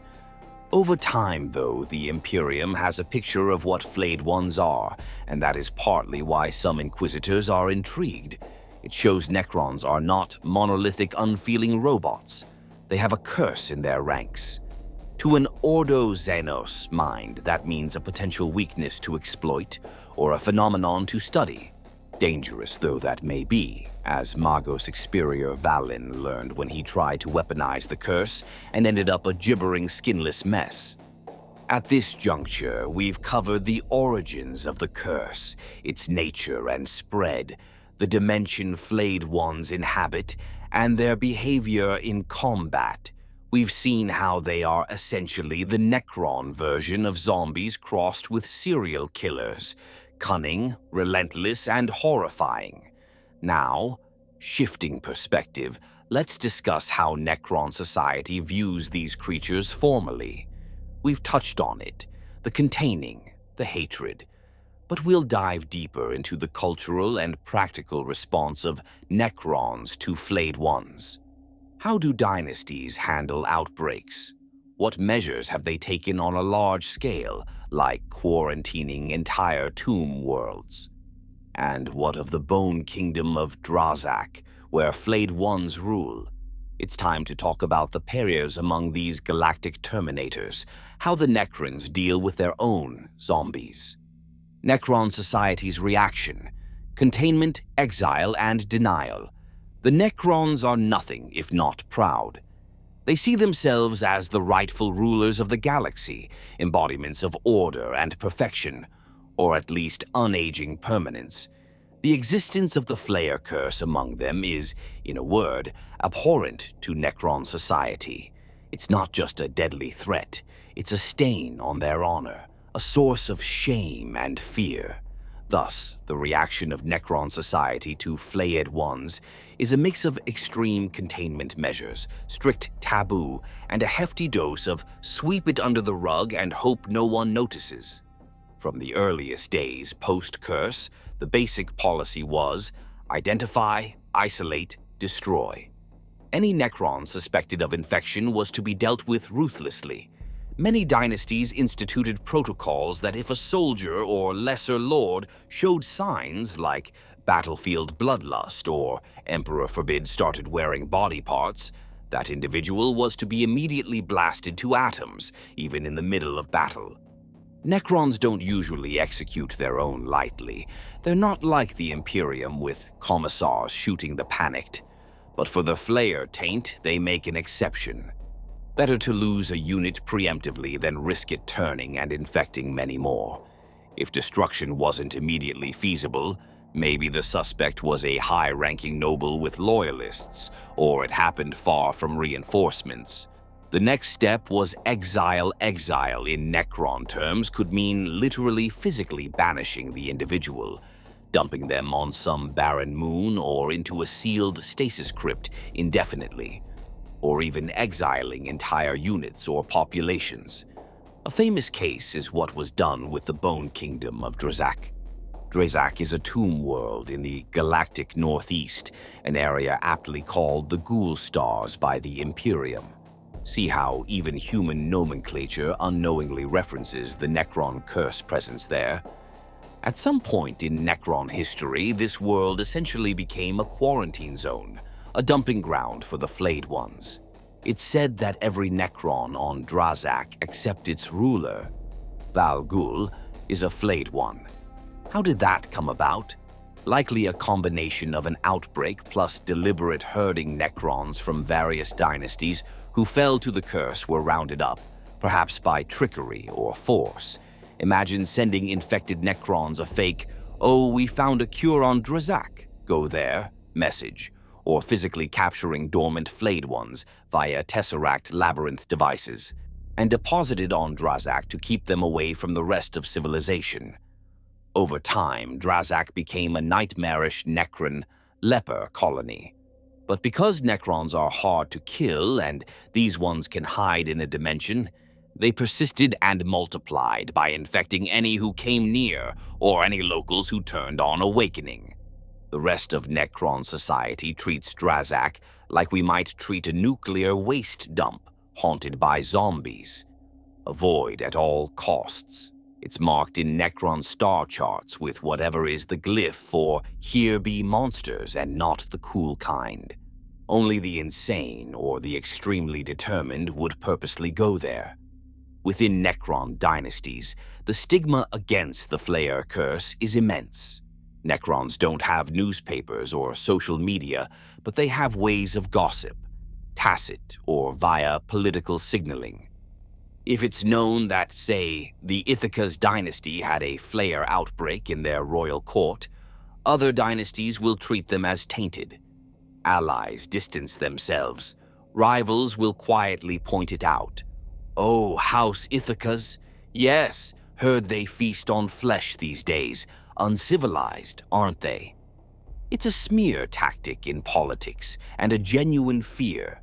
Some dynasties with a high incidence, like Maynarch historically, ended up ostracized. Maynarch, as mentioned, was essentially forced to operate on its own in a remote region, partly due to other dynasties urging the Silent King to do something about those cursed butchers.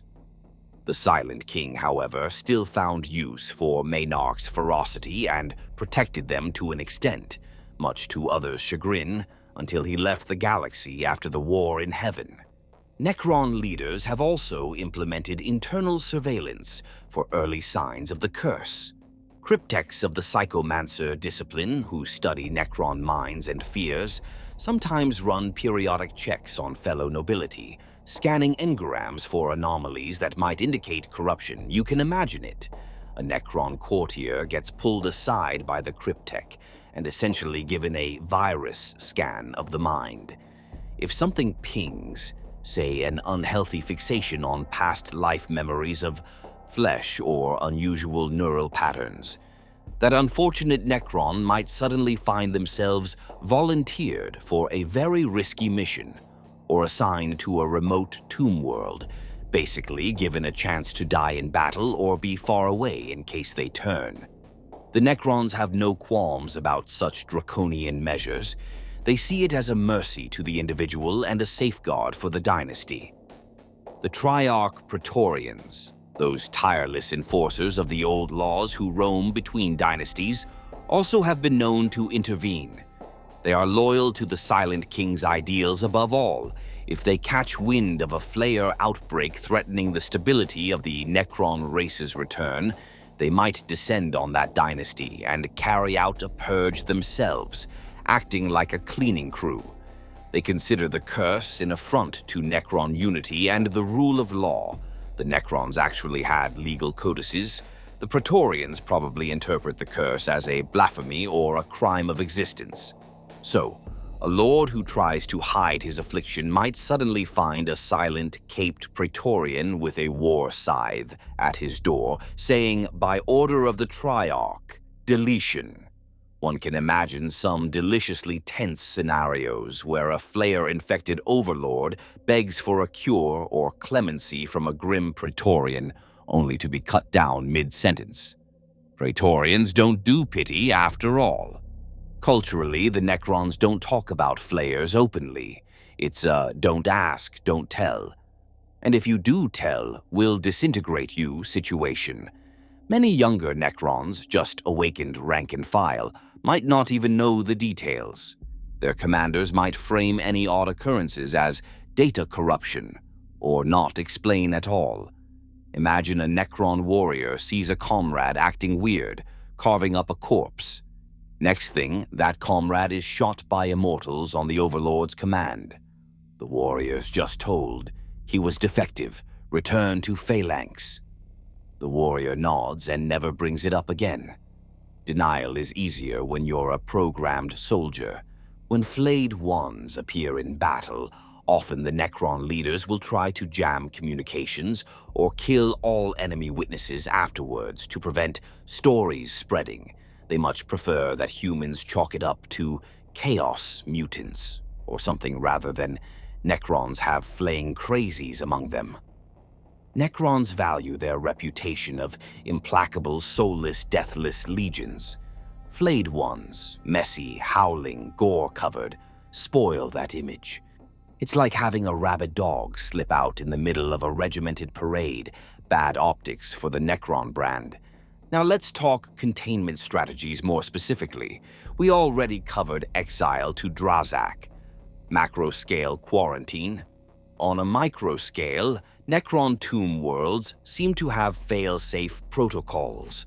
For example, some tombs were known to have special vaults called severance chambers, where any Necron showing early signs would be lured and then sealed in stasis forever. There's a mention in a story that some Necron cryptecs kept their infected nobles in hexagrammic stasis, basically frozen in time, hoping maybe a cure would come, or at least they wouldn't cause trouble. A grim fate, an infected Necron locked conscious in time, trapped with their hunger for millennia but unable to move. That is as close to an eternity of hell as one can imagine a Necron experiencing. Some tomb worlds also have auto-defense systems keyed to detect Flayer-like behavior. Given Necrons' love sensors and booby traps, it wouldn't be surprising if certain corridors scan for unusual audio, like screams or strange Necron vocalizations, and lock down if detected, or if a Flayed One's heat power signature is distinct and triggers turrets. The fact we rarely hear of Flayed Ones overrunning an entire tomb from within suggests that if a few wake up cursed, the tomb's guardians, like canoptech wraiths, which are emotionless machines, likely neutralize them. Indeed, in Shield of Baal, when an outbreak happened aboard a Necron ship, the cryptech in charge, Mentep, immediately unleashed necrotoxin gas and phasing constructs to eradicate the infected crew before it spread efficient and merciless. Yet, despite all these efforts, the curse persists. Some always escape. The Necrons manage it, but they can't wipe it out without wiping out all infected. And that's tricky when they hide in another dimension and pop up unpredictably across the stars.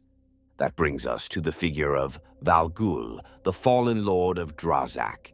He's unique in that he hasn't lost himself to the curse, at least not fully. Yet he chooses to live in that charnel kingdom among the Flayed Ones. Why? The Lexicanum muses, maybe duty, maybe a different brand of madness. The other Necrons call him the Fallen because, from their perspective, voluntarily ruling Flayed Ones is just shy of heresy. Some Necron dynasties tried to off Valgûl in the past, thinking if he's gone, the Flayed Ones on Drazak would scatter or be easier to contain. But Valgûl's cunning and his personal immunity to being torn apart by his subjects kept him surviving attempts on his realm. So now, grudgingly, Necron society leaves him be. Drazak is a dump yard they don't want to dig around in. There are Necron fun facts about Flayed Ones that not many discuss openly. For instance, it's known that the Monarch dynasty had a higher proportion of Flayed Ones, and as a result their entire worlds became tainted in a spiritual sense. Other Necrons reported an eerie atmosphere on Monarch tomb worlds, like a psychic miasma of hunger pervading the place even when Flayed Ones were dormant. It's as if the presence of so much curse energy in one locale can make the tomb itself haunted. Because of this, certain otherwise valuable tomb worlds have been purposefully avoided or sealed off by Necron leadership. They'd rather not claim a planet at all if it's crawling with Flayer vibes. The Silent King, upon returning in modern times, has apparently given secret directives regarding the Flayer Curse, perhaps to gather data, perhaps to all dynasties. If you have infected, report and eliminate. Do not let it spread. There's a whisper that Sarek might even consider doing something drastic like using one of the remaining Catan shards. They have shards of other star gods captured, to devise a counter-curse, a dangerous game. But maybe he's desperate to sanitize his people. If any Necron could conceive of a cure, it would be the Silent King rallying all cryptechs to find one. But none is confirmed as of now. One more angle. Necron pariahs, the old unit, human Necron hybrids with anti-psyker powers, were once rumored to be a sort of cure attempt for Necron flaws, like giving them soulless shock troops. They retconned pariahs in the lore, but the notion remains that Necrons have tried to augment or breed out the curse through tech.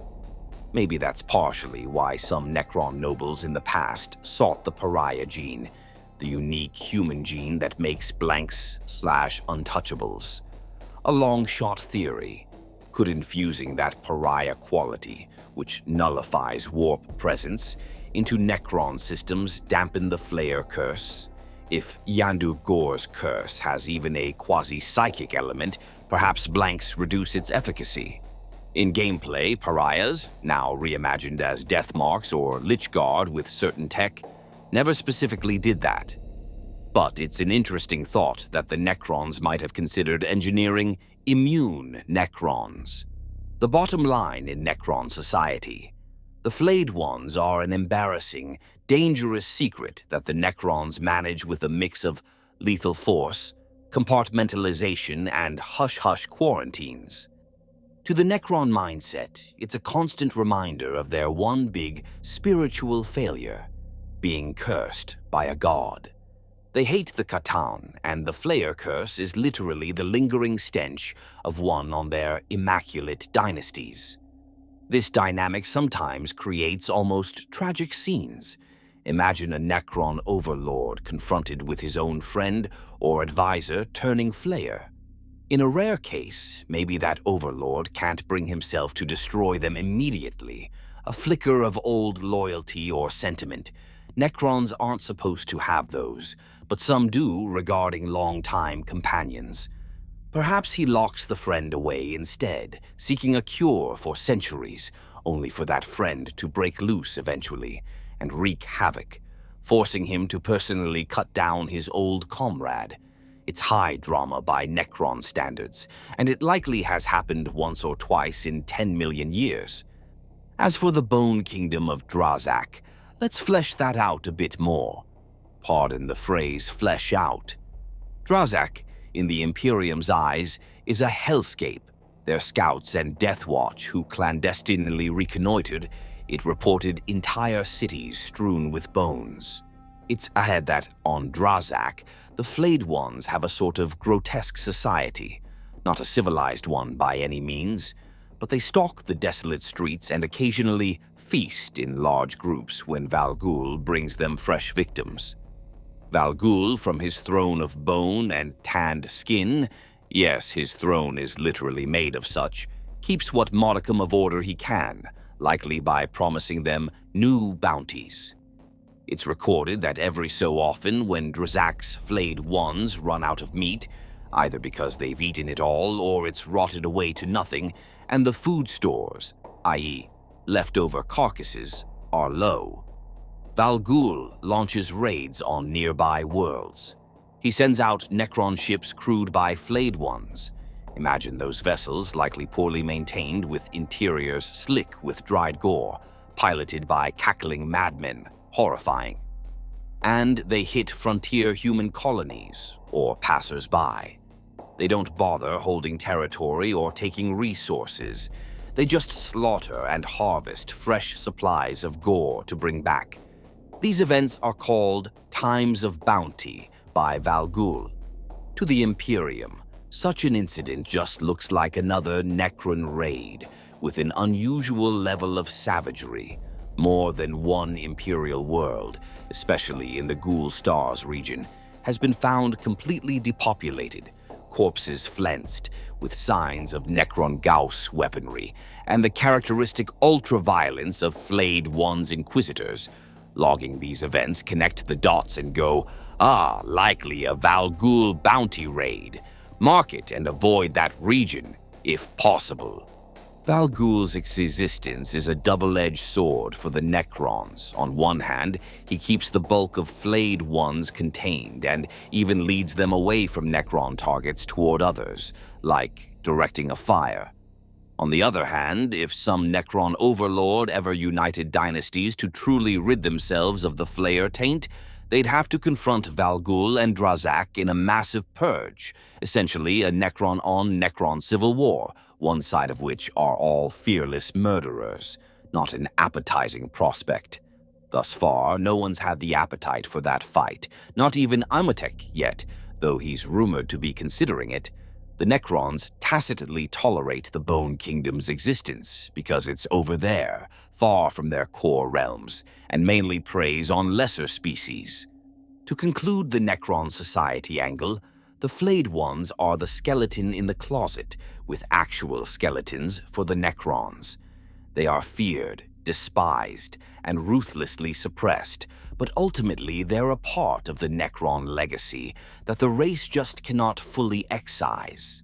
They stand as a reminder of the Necrons' past sins and the curses of their old gods, something that in a way humanizes the Necrons.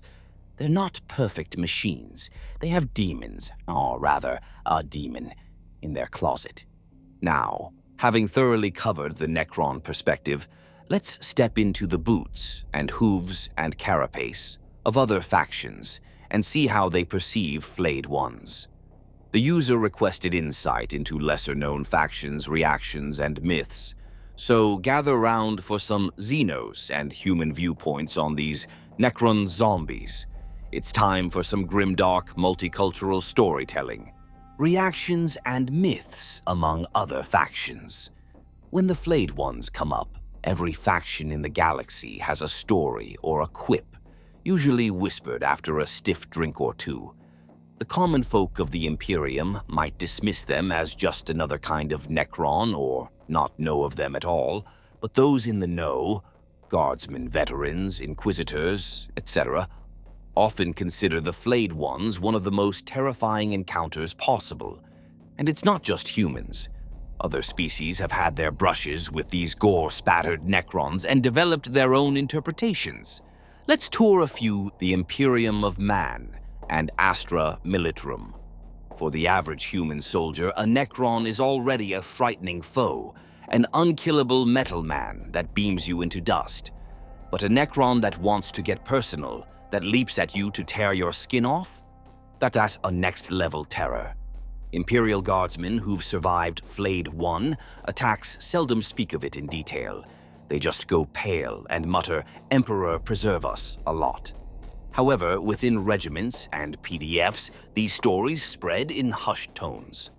Many Imperial commanders, not wanting to sow panic, attribute Flayed One massacres to chaos cults or xeno-predators in official reports. But the troopers on the ground often know the score. In one famous case, the Tanith 1st Gaunt's Ghosts, a regiment known for stealth, stumbled on a massacre site on the planet Monthax in one of their novels. They found bodies of fellow guardsmen skinned and hung from trees. The ghosts, being superstitious and coming from a culture with deep folklore, immediately whispered that it was the work of the Shearers, a local myth akin to Flayer spirits. Only later did inquisitorial briefings confirm Necrons were on planet, connecting the dots that these Shearers were in fact Flayed Ones. Ever since, the ghosts have a battlefield ditty: 1 for sorrow, 2 for death, metal gaunts that crave your breath, 3 for horror, 4 for pain, skin and bone is all that remain. It's not sung cheerfully, more of a somber warning that they recite when they must patrol dark woods again, last guns primed and nerves taut. In the Schola Progenium, where orphans of Imperial officers are trained, instructors sometimes tell a twisted parable to instill vigilance. The parable of Captain Dern and the Silver Ghosts. Captain Dern was an Imperial hero who in the tale got complacent after defeating a Necron phalanx. He made camp in the battlefield, unworried as night fell. After all, the enemy was routed. But in the darkness, the Silver Ghosts came, Flayed Ones, drawn by the blood. They infiltrated his camp, and one by one, his men vanished. The next morning, only Captain Dern remained, bound to a pole and forced to witness his flayed troops arrayed around him like ghastly statues, the moral drummed into the progeny. Never assume the enemy is truly gone. The moment you let your guard down, the ghosts of war will take their due. Many of those progeny become officers who, while maybe not believing the literal ghost story, absolutely remember not to let their men relax too soon when Necrons are involved.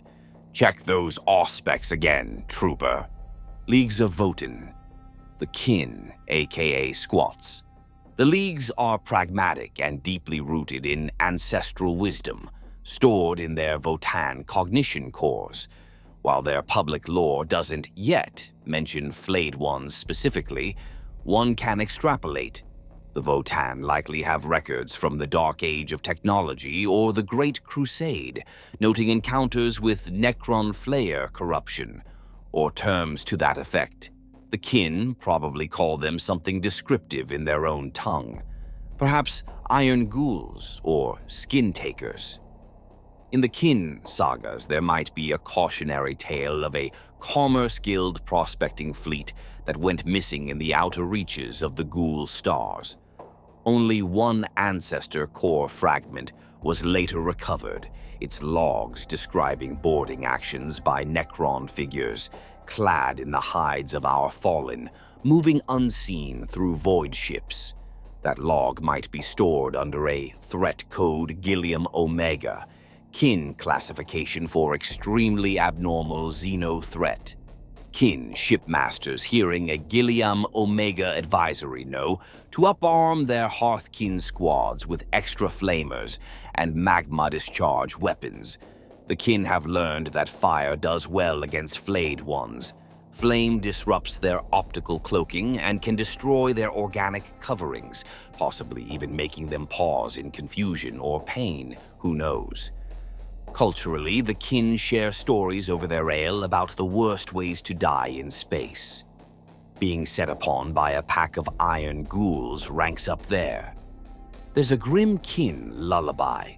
Yes, even these hardy clone folk sing to their kids, which translates to something like, "In the deep void, old Aja hears a scrape. Hush, child, stay low and hope it's a fake. But if cold hands take you and underskin creep, the ancestors will guard you in endless sleep." Rather dark for a lullaby, but the kin don't sugarcoat realities of mining in lethal space. Tau Empire. The Tau, being rational to a fault, were utterly baffled the first time they encountered Flayed Ones. In an early expansion into the Namyar Atoll, a Tau patrol on a newly colonized swamp planet radioed in about bizarre ritualistic killings in a human village they were inspecting. The Tau often incorporate human settlers. Bodies were hung flayed, which the water-caste liaison assumed to be the work of chaos cultists or overly violent human rebels, since it seemed like a sadistic, senseless display. They requested an elite team for investigation. The next transmission, partially garbled, had the screams of water-caste envoys and the panicked shouts of fire warriors about shadows emerging from the Valgûl, metallic with the skin of poor El Juresta draped on it. The feed went dead. The Tau, not having much experience with Necron phenomena at that time, honestly didn't know what to put in their report. The event was labeled an encounter with unknown Xenos predators utilizing stealth technology and psychological warfare, designation Cold Hunters. Since then, the Tau have had clearer battles with Necrons, and their Earth-caste analysts likely backtracked those weird incidents and said, these Cold Hunters match what the Guela refer to as Flayed Ones, an aberrant Necron type. The Tau military doctrine has a note. If evidence of Flayed One activity, they'd call them maybe Necron Shays Oni, Shas for war, Oni borrowing a human term for demon, reflecting their monstrous behavior, is present, commanders are advised to use long-range plasma barrages and aerosol ion dispersal, basically Tau versions of flamers, since fire and wide-area ion fields can flush out cloaked entities. Culturally, the Tau have minimal superstition, but the auxiliary races in their empire, like the Kroot or humans, are plenty superstitious. Many a Guevesa, human helper in the Tau military, has quietly told his Tau comrades, "Sir, I pray we don't fight the silver skinwalkers. My granduncle's regiment did, and not even bones returned." The Tau, with some embarrassment, might find themselves performing a logical equivalent of a ward, like doubling drone sentry coverage at night and keeping battlesuit pilots on rotation, because even the ultra-rational Tau learned you do not sleep easy on a Necron battlefield until you're far, far away. Genes Stealer. Cults. These are human-alien hybrid cults who have their own twisted beliefs. They view the Star Children, Tyranids, as their saviors, and tend to interpret everything through a religious lens related to consumption and rebirth. When a Gene Stealer cult encounters Flayed Ones, it must be a confusing time for their Magus, the cult's psyker leader. On one hand, they see humanoid forms engaging in extreme fleshly atrocities. Normally, cultists might chalk that up to a chaos demon or an angry spirit of the underworld. But Necrons? They usually appear in cult lore as the Bronze Death, unliving machines that cannot be subverted or reasoned with. Flayed Ones combine the supernatural fear of a hungry ghost with the implacability of a robot. Among the cult legends passed in mining colonies, ripe places for both Necron tombs and cult infestations, there's a tale of the Skin Devils of Ymir VIII. In that story, a cult had almost completed its uprising against local imperial rule when mysterious killings struck both cultists and PDF troops alike. Whole rebel safe houses were found coated in blood, cult symbols drawn in entrails, which, ironically, the cultists hadn't done. They're vicious, but they don't usually waste biomass like that. They prefer to feed it to the birthing sacs. The cult's magus took it as a test from the Star Children. Were they worthy to survive until the Great Consumption? He rallied the Broodkin, preaching that these skin devils were manifestations of the Void Father. Some cults use that term for a punishing aspect of their god. If they remained faithful, he said, they'd be spared. Spoiler: faith alone did not spare them. The Brood Brothers fired wildly at creeping shapes in the dark. Pure strains, Gene's stealers, hissed and slashed at shadows. But the Flayed Ones carved through the cult with ease. The Magus's last psychic broadcast to the wider cult network before he was cut off was incoherent panic, which the remaining cult leaders conveniently interpreted as the Magus has ascended after a trial by ordeal.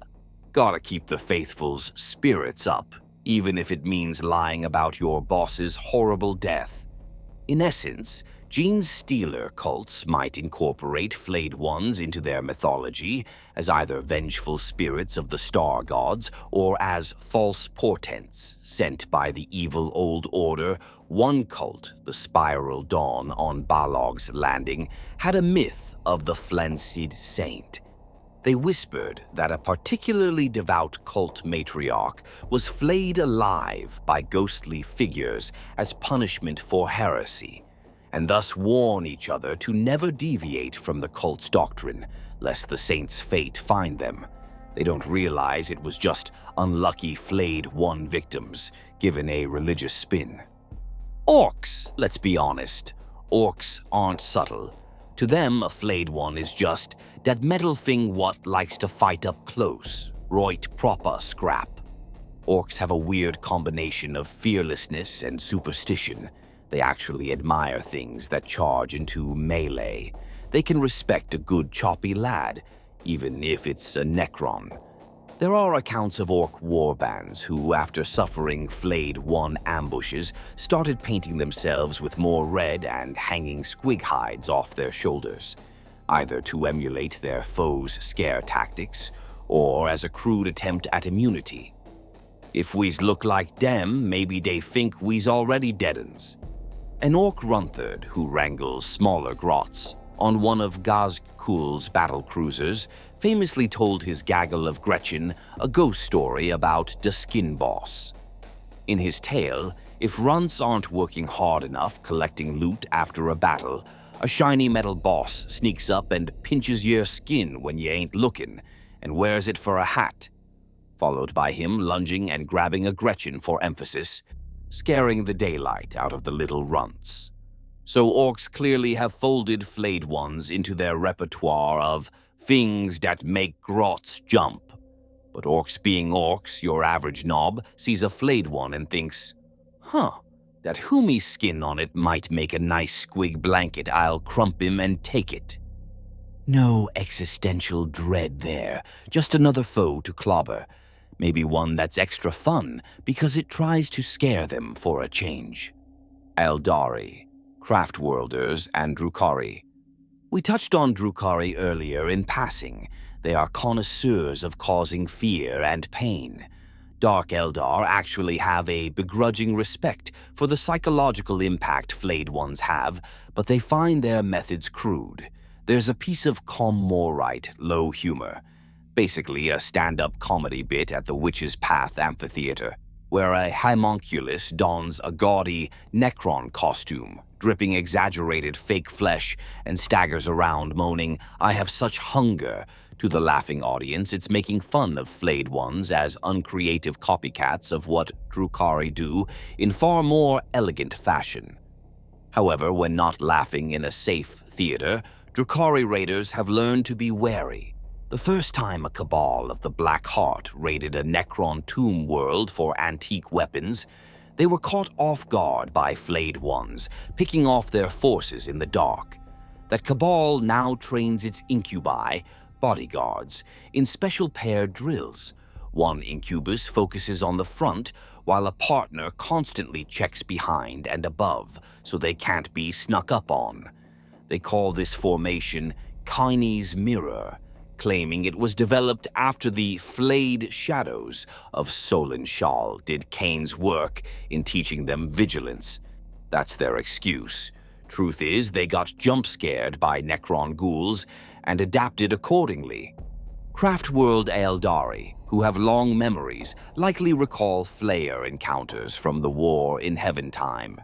Their Wraithbone libraries probably contain lamentations about the desecration of Yanda, an incident where Necrons turned an Exodite world's world spirit forest into a grotesque garden of corpses.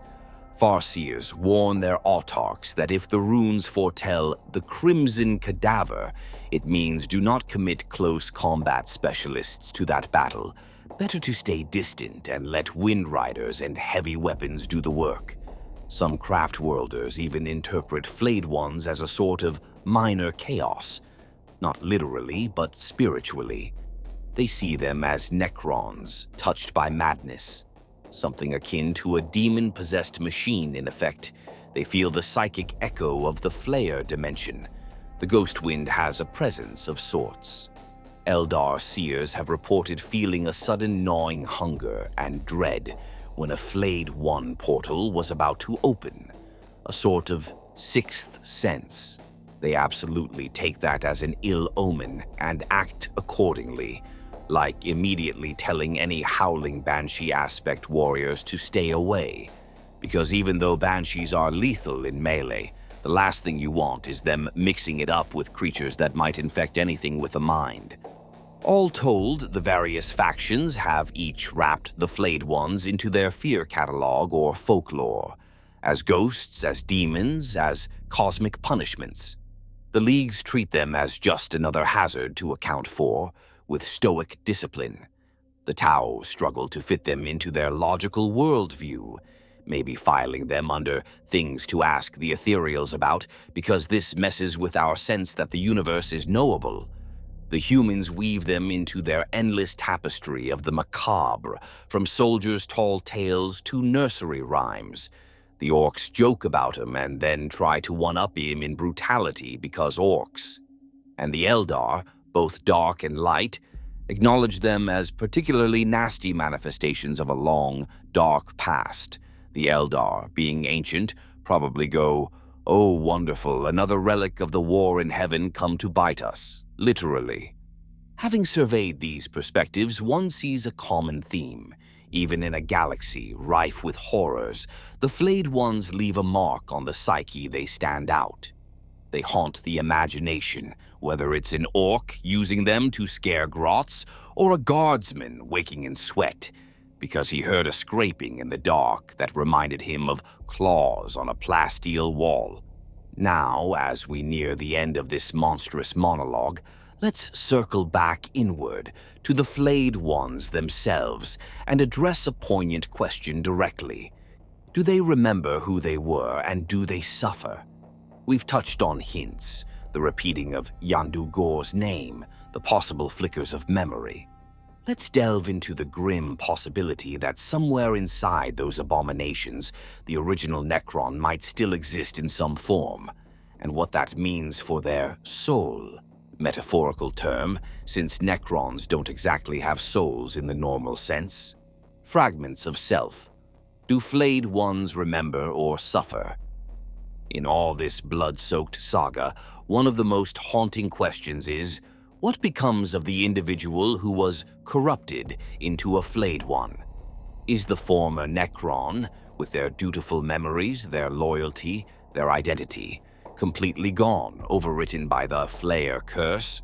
Or are they still in there, forced to watch their own hands commit atrocity after atrocity, a prisoner in their metal shell? It's a difficult question to answer definitively, but we have clues. Recall that short period during infection when afflicted Necrons start repeating, "I am Llandu'gor." This suggests a melding or replacement of identity. It's as if the Necron's mind is being subsumed under a tidal wave of Llandu'gor's psychic echo. In that moment, the Necron is losing themselves. They can do nothing but utter the will of the Flayer. One could imagine that as a moment of pure existential terror for any vestige of the original personality, akin to someone being possessed and forced to speak in another's voice while internally screaming. Once fully transformed into a Flayed One, the being's behavior shows no recognizable sign of their old self. They do not speak normally, usually just gibbers or laughs. If they speak words, it's references to hunger or Llandu'gor. They do not respond to names or ranks. For example, if Overlord X was an esteemed ruler and becomes a Flayed One, calling Overlord X stand down has absolutely zero effect. He'll just try to eat your face regardless of prior relationships. So functionally, the personality is gone or totally submerged. Necron lore and cryptech studies lean toward the view that the Flayer virus completely reprograms the subject's neural matrix. It's not just a mental illness. It's a rewrite. Picture a computer whose operating system is replaced with a malware OS that has a singular function, in this case, consume flesh. The original files might still be on the hard drive in corrupted form, but the system no longer boots them up. That's likely how it is for a Flayed One.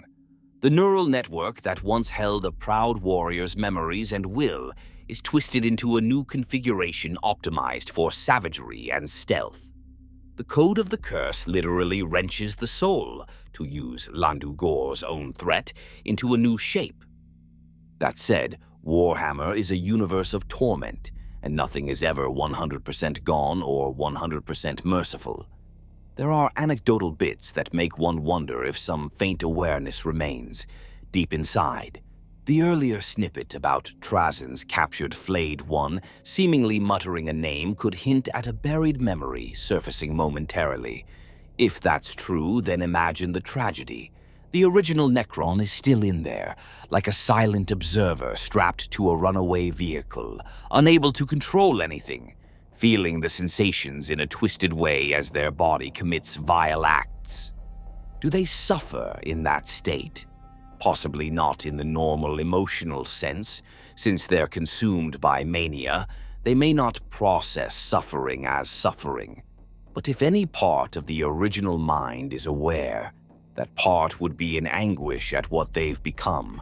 It's akin to a nightmare where you're forced to do something horrific and you can't stop yourself, except it's reality for them, endlessly. Cryptechs have hoped that maybe, some personality remains that could be coaxed out with the right technique. There's a story in a side source about a cryptech who kept a Flayed One chained and tried various memory probes on it, reciting the Flayed One's old honor titles, showing its symbols of its dynasty, etc.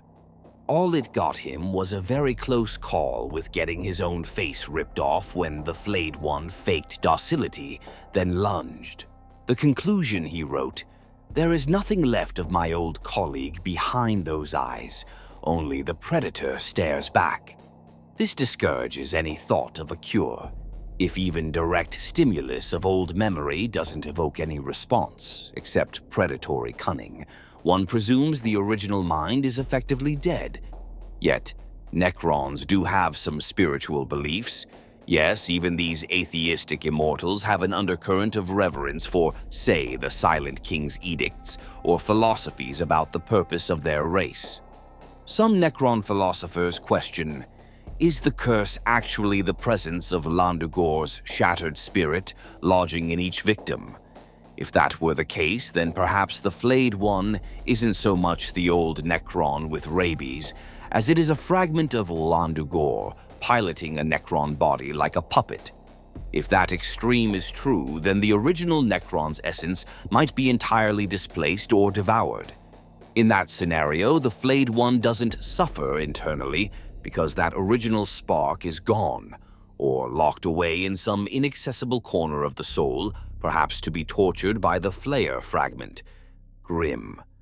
Instead, it's literally a piece of Llandu'gor walking around, and Llandu'gor enjoys this, fulfilling his hunger vicariously. That might explain the unnatural glee some Flayed Ones exhibit mid-slaughter. It's not the joy of the original Necron, who would never revel like that. It's the sadistic laughter of the Flayer himself echoing through them. However, not all evidence supports full possession. For one, Flayed Ones vary in behavior. Some are more cunning than others. Some can restrain themselves momentarily, like Flayer leaders, which implies the original personality's traits, like intelligence or strategic skill, bleed through the madness to a degree. So maybe it's a merger, the Necron's base personality twisted to serve the Flayer's impulses.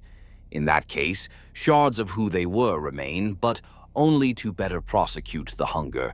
For instance, a Necron who was a great hunter might now be a particularly patient and crafty Flayed One, turning his hunting acumen to tracking prey silently.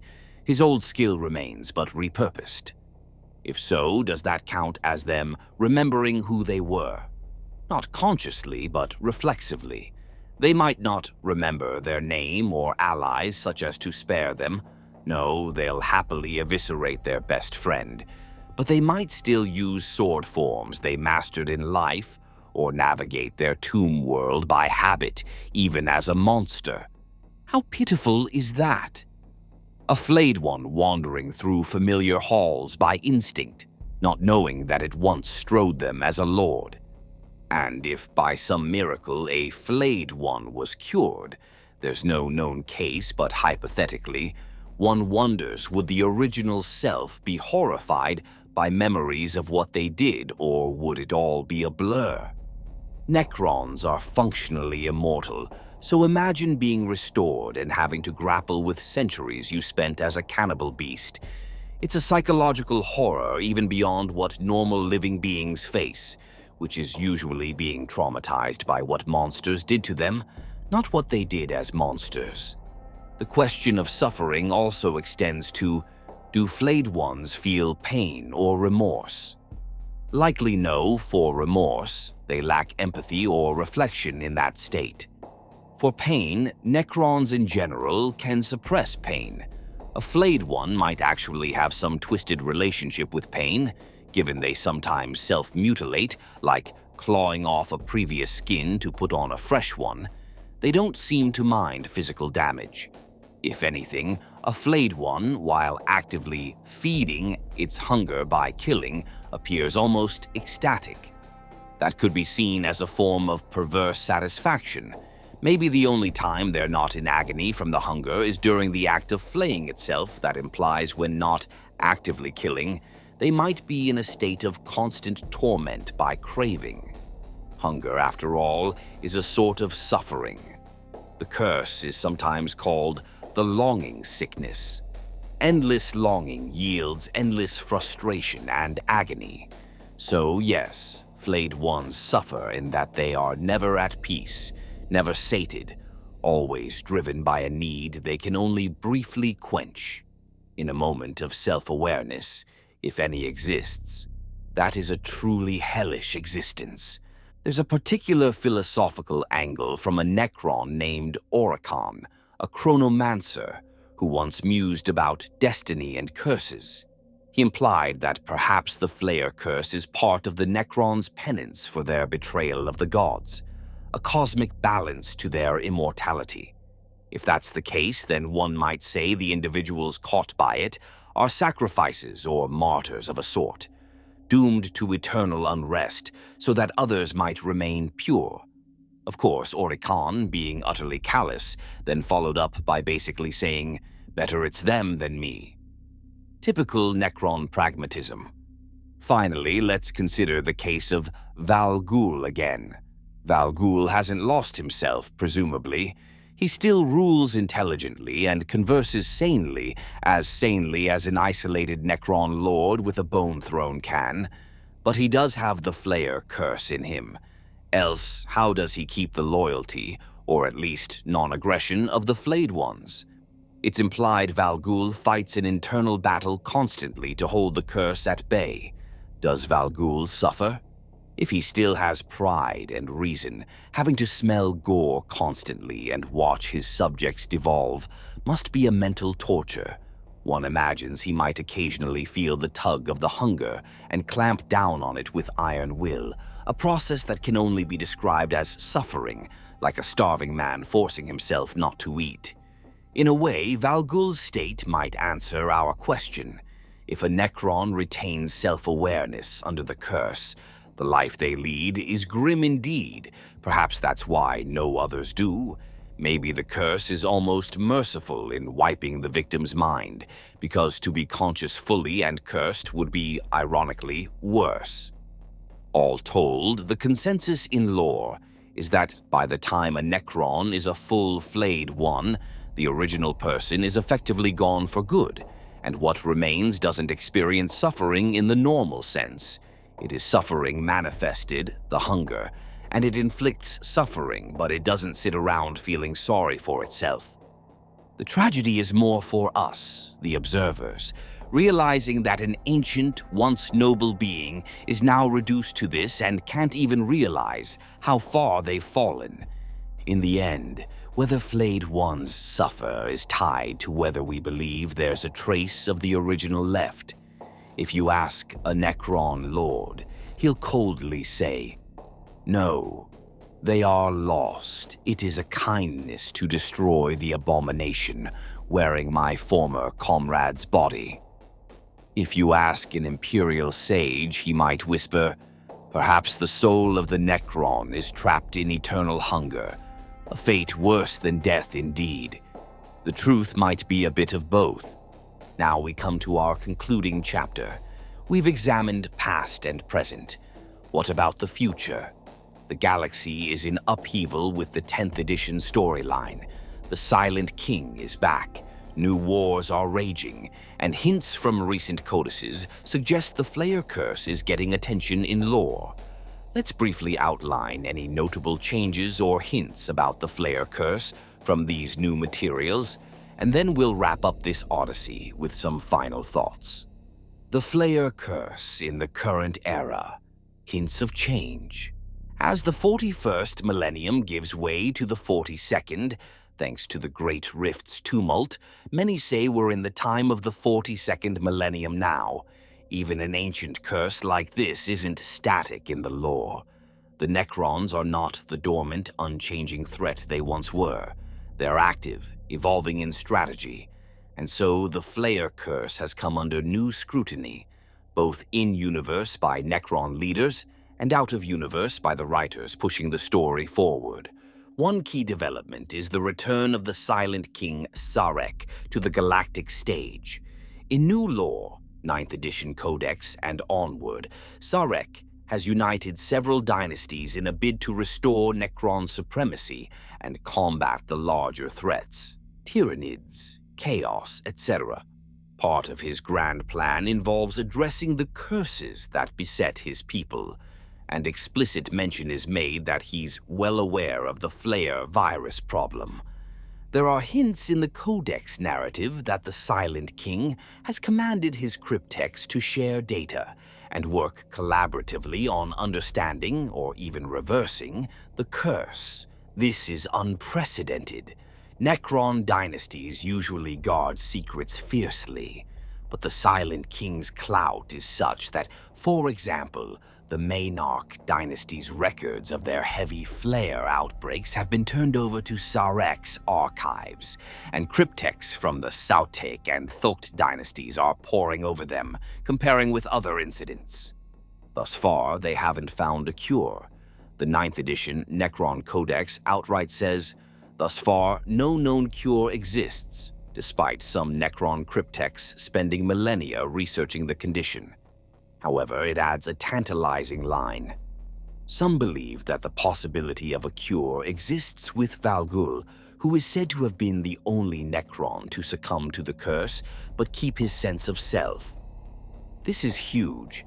It means Necron scholars think Valgûl's immunity, or partial immunity, might hold the key to undoing the virus's effects on others. How might that work? Perhaps Valgûl's unique engram pattern could be copied, or a device could be made to emulate whatever stabilizes him. This is all theoretical, but it puts a narrative Chekhov's gun on the mantle. If, in some future plot, the Necrons attempt a bold mission to Drazak to capture Valgûl for study, or negotiate with him for a cure, that would be an epic storyline, and one likely to go awry, maybe unleashing something worse. Who knows? We're also seeing in novels, like the Twice Dead King series, the internal perspective of Necrons dealing with creeping madness. In those books, Oltix, the protagonist overlord, witnesses Flayer outbreaks among his rivals and even fears it in himself. Those novels introduce the concept of the ghost wind, which we've discussed as the Flayer Dimension, in more detail, confirming that Flayed Ones indeed use that dimension exclusively and that other Necrons have at least some knowledge of it, enough to fear it. Interestingly, one of Oltix's subordinates, a cryptech, expressed a radical idea: to deliberately use the ghost wind route to travel quickly, the context being an emergency escape. This was basically like saying, let's jump into the Flayer Dimension for a shortcut. It sort of worked, but at great risk and cost. A lot of their Necron troops got spiritually unsettled, or worse, traveling through it. Some might have even been lost to it. The takeaway: Necrons might be desperate or bold enough now to experiment with the very curse and its domain that they once only quarantined. That could lead to new developments, good or bad. Perhaps a future piece of lore will mention a dynasty that tried to weaponize the Flayer virus, like unleashing it via canoptech scarabs into an enemy tomb, world's atmosphere to spark a civil war. Diabolical. The Necrons traditionally haven't done that because it's playing with fire, but these are desperate times. In the recent 10th edition Index and Necron narrative, a few notable things stand out. The Necrons are reasserting control over territories, the Crown Worlds, and some dynasties like Oroscar and Thocht have become more prominent. Some dynasties are known for their cryptech mastery. It wouldn't surprise me if in the next codex or campaign book we hear of a dynasty claiming to have found a Flayer vaccine or a device that can repel Flayed Ones. Imagine a Necron lord boasting that his tombs are Catan, warded such that any Flayed One trying to phase in gets atomized mid-teleport. Whether such a thing would actually work or just be boastful lore is another matter. On the flip side, the Great Rift, the huge warp tear bisecting the galaxy, unleashed all manner of warp energies and chaos. While Necrons aren't directly affected by chaos in the normal way, they have no souls to corrupt, etc., the tumultuous state of reality might be weakening dimensional barriers overall.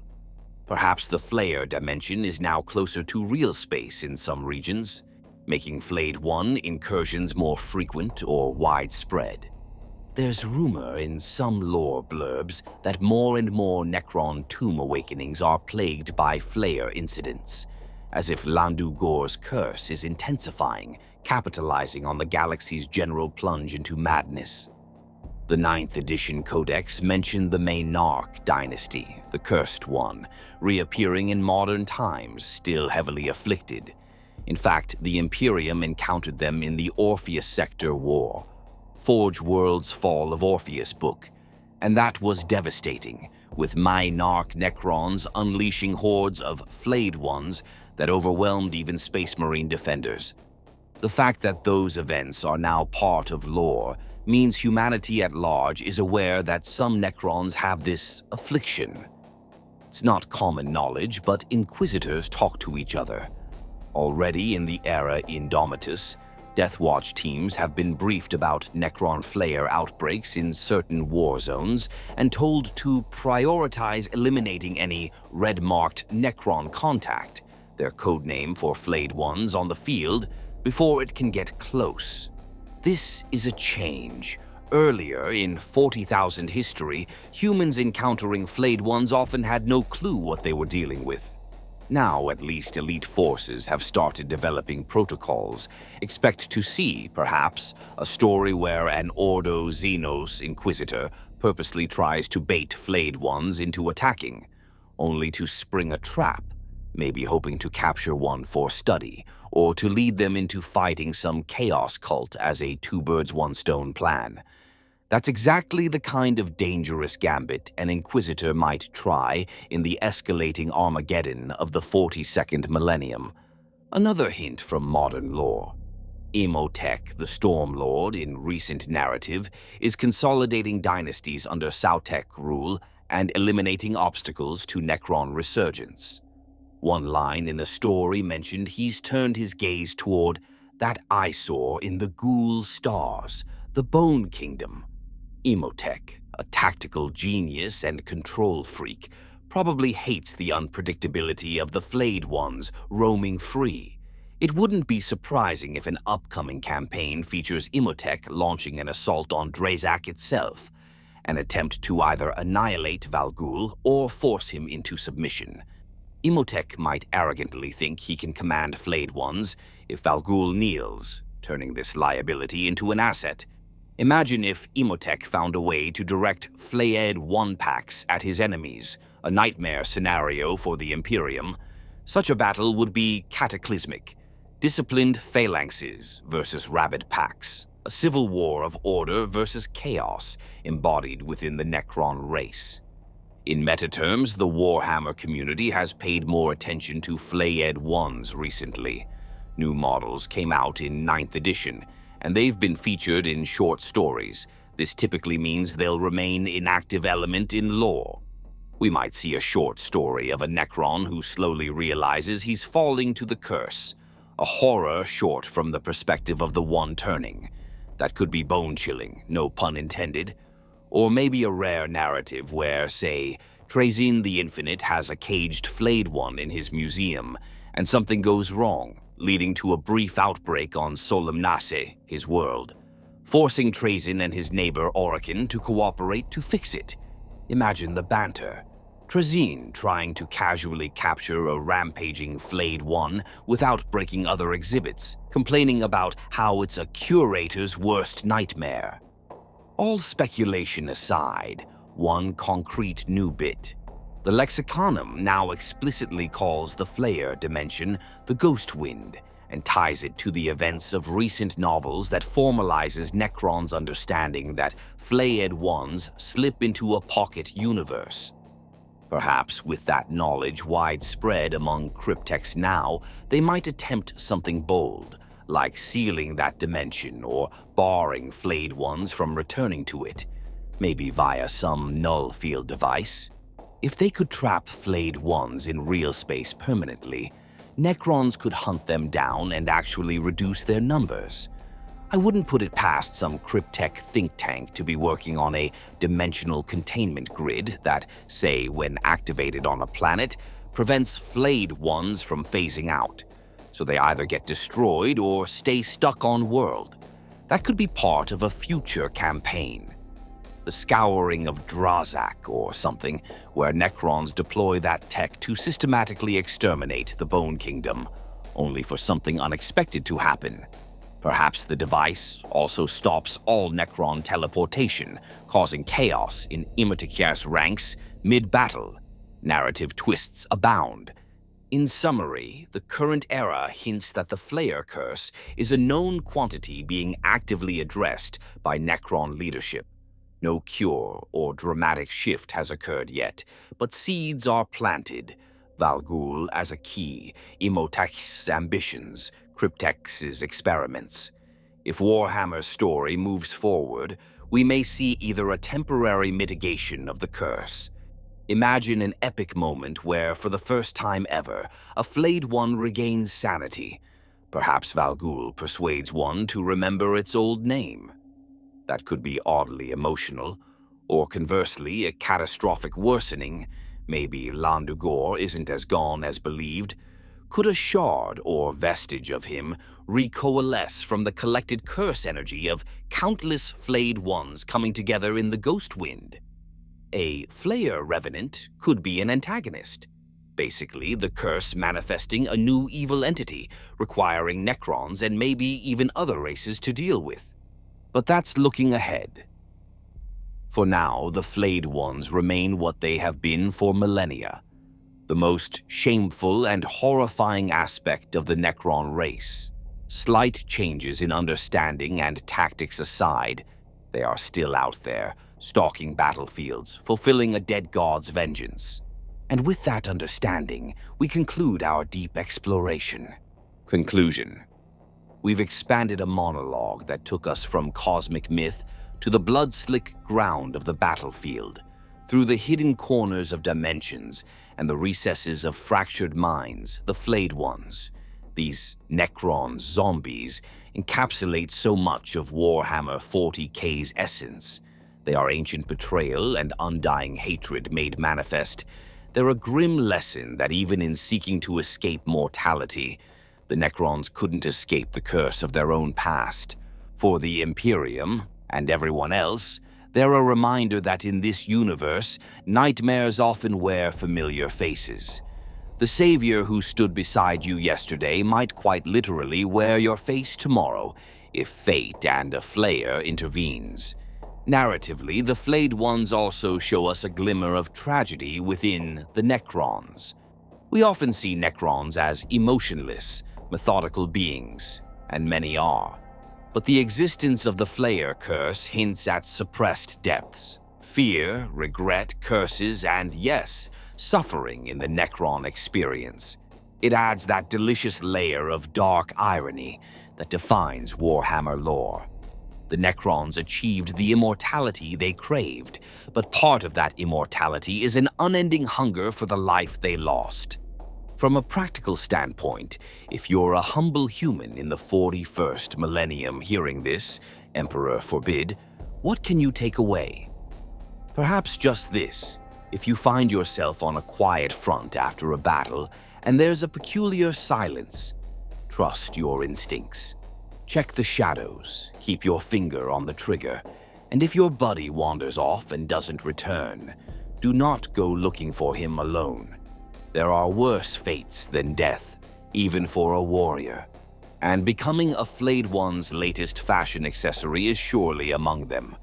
For the Necrons listening, in case some cryptech is playing this narration to a bored overlord somewhere, good luck. Your race's curse is a tough one to crack, but if the Silent King's plans bear fruit, maybe one day the name of Llandu'gor will finally fade from your kind, perhaps at the small price of dealing with a reawakened Flayer star god rampaging. But that's a problem for another epic. In the meantime, the Flayed Ones remain, prowling the dark, an ever-present threat in the 41st and 42nd millennium. They lurk just on the edge of sight and sanity, reminding all that even machine immortals can spawn, essentially space zombies. Thank you for accompanying me on this extensive journey through horror and history. We've dissected, pun intended again, every aspect of the Flayed Ones, and hopefully lived to tell the tale. The next time you hear a wet scrape in a lonely battlefield, or a comrade goes missing with a strangled cry, you'll know, with unfortunate clarity, what you might be up against. And knowledge in this grim dark future is perhaps the only thing marginally less terrifying than the unknown. In closing, remember the unofficial motto in the face of Flayed Ones, borrowed from some tongue-in-cheek guardsman wit. If it's got a skin you can see, shoot it. If it's wearing someone else's skin, shoot it again. Sound advice when the Necron zombies come calling. Stay vigilant out there and pray you never hear the whisper, "I am hunger," in the dark.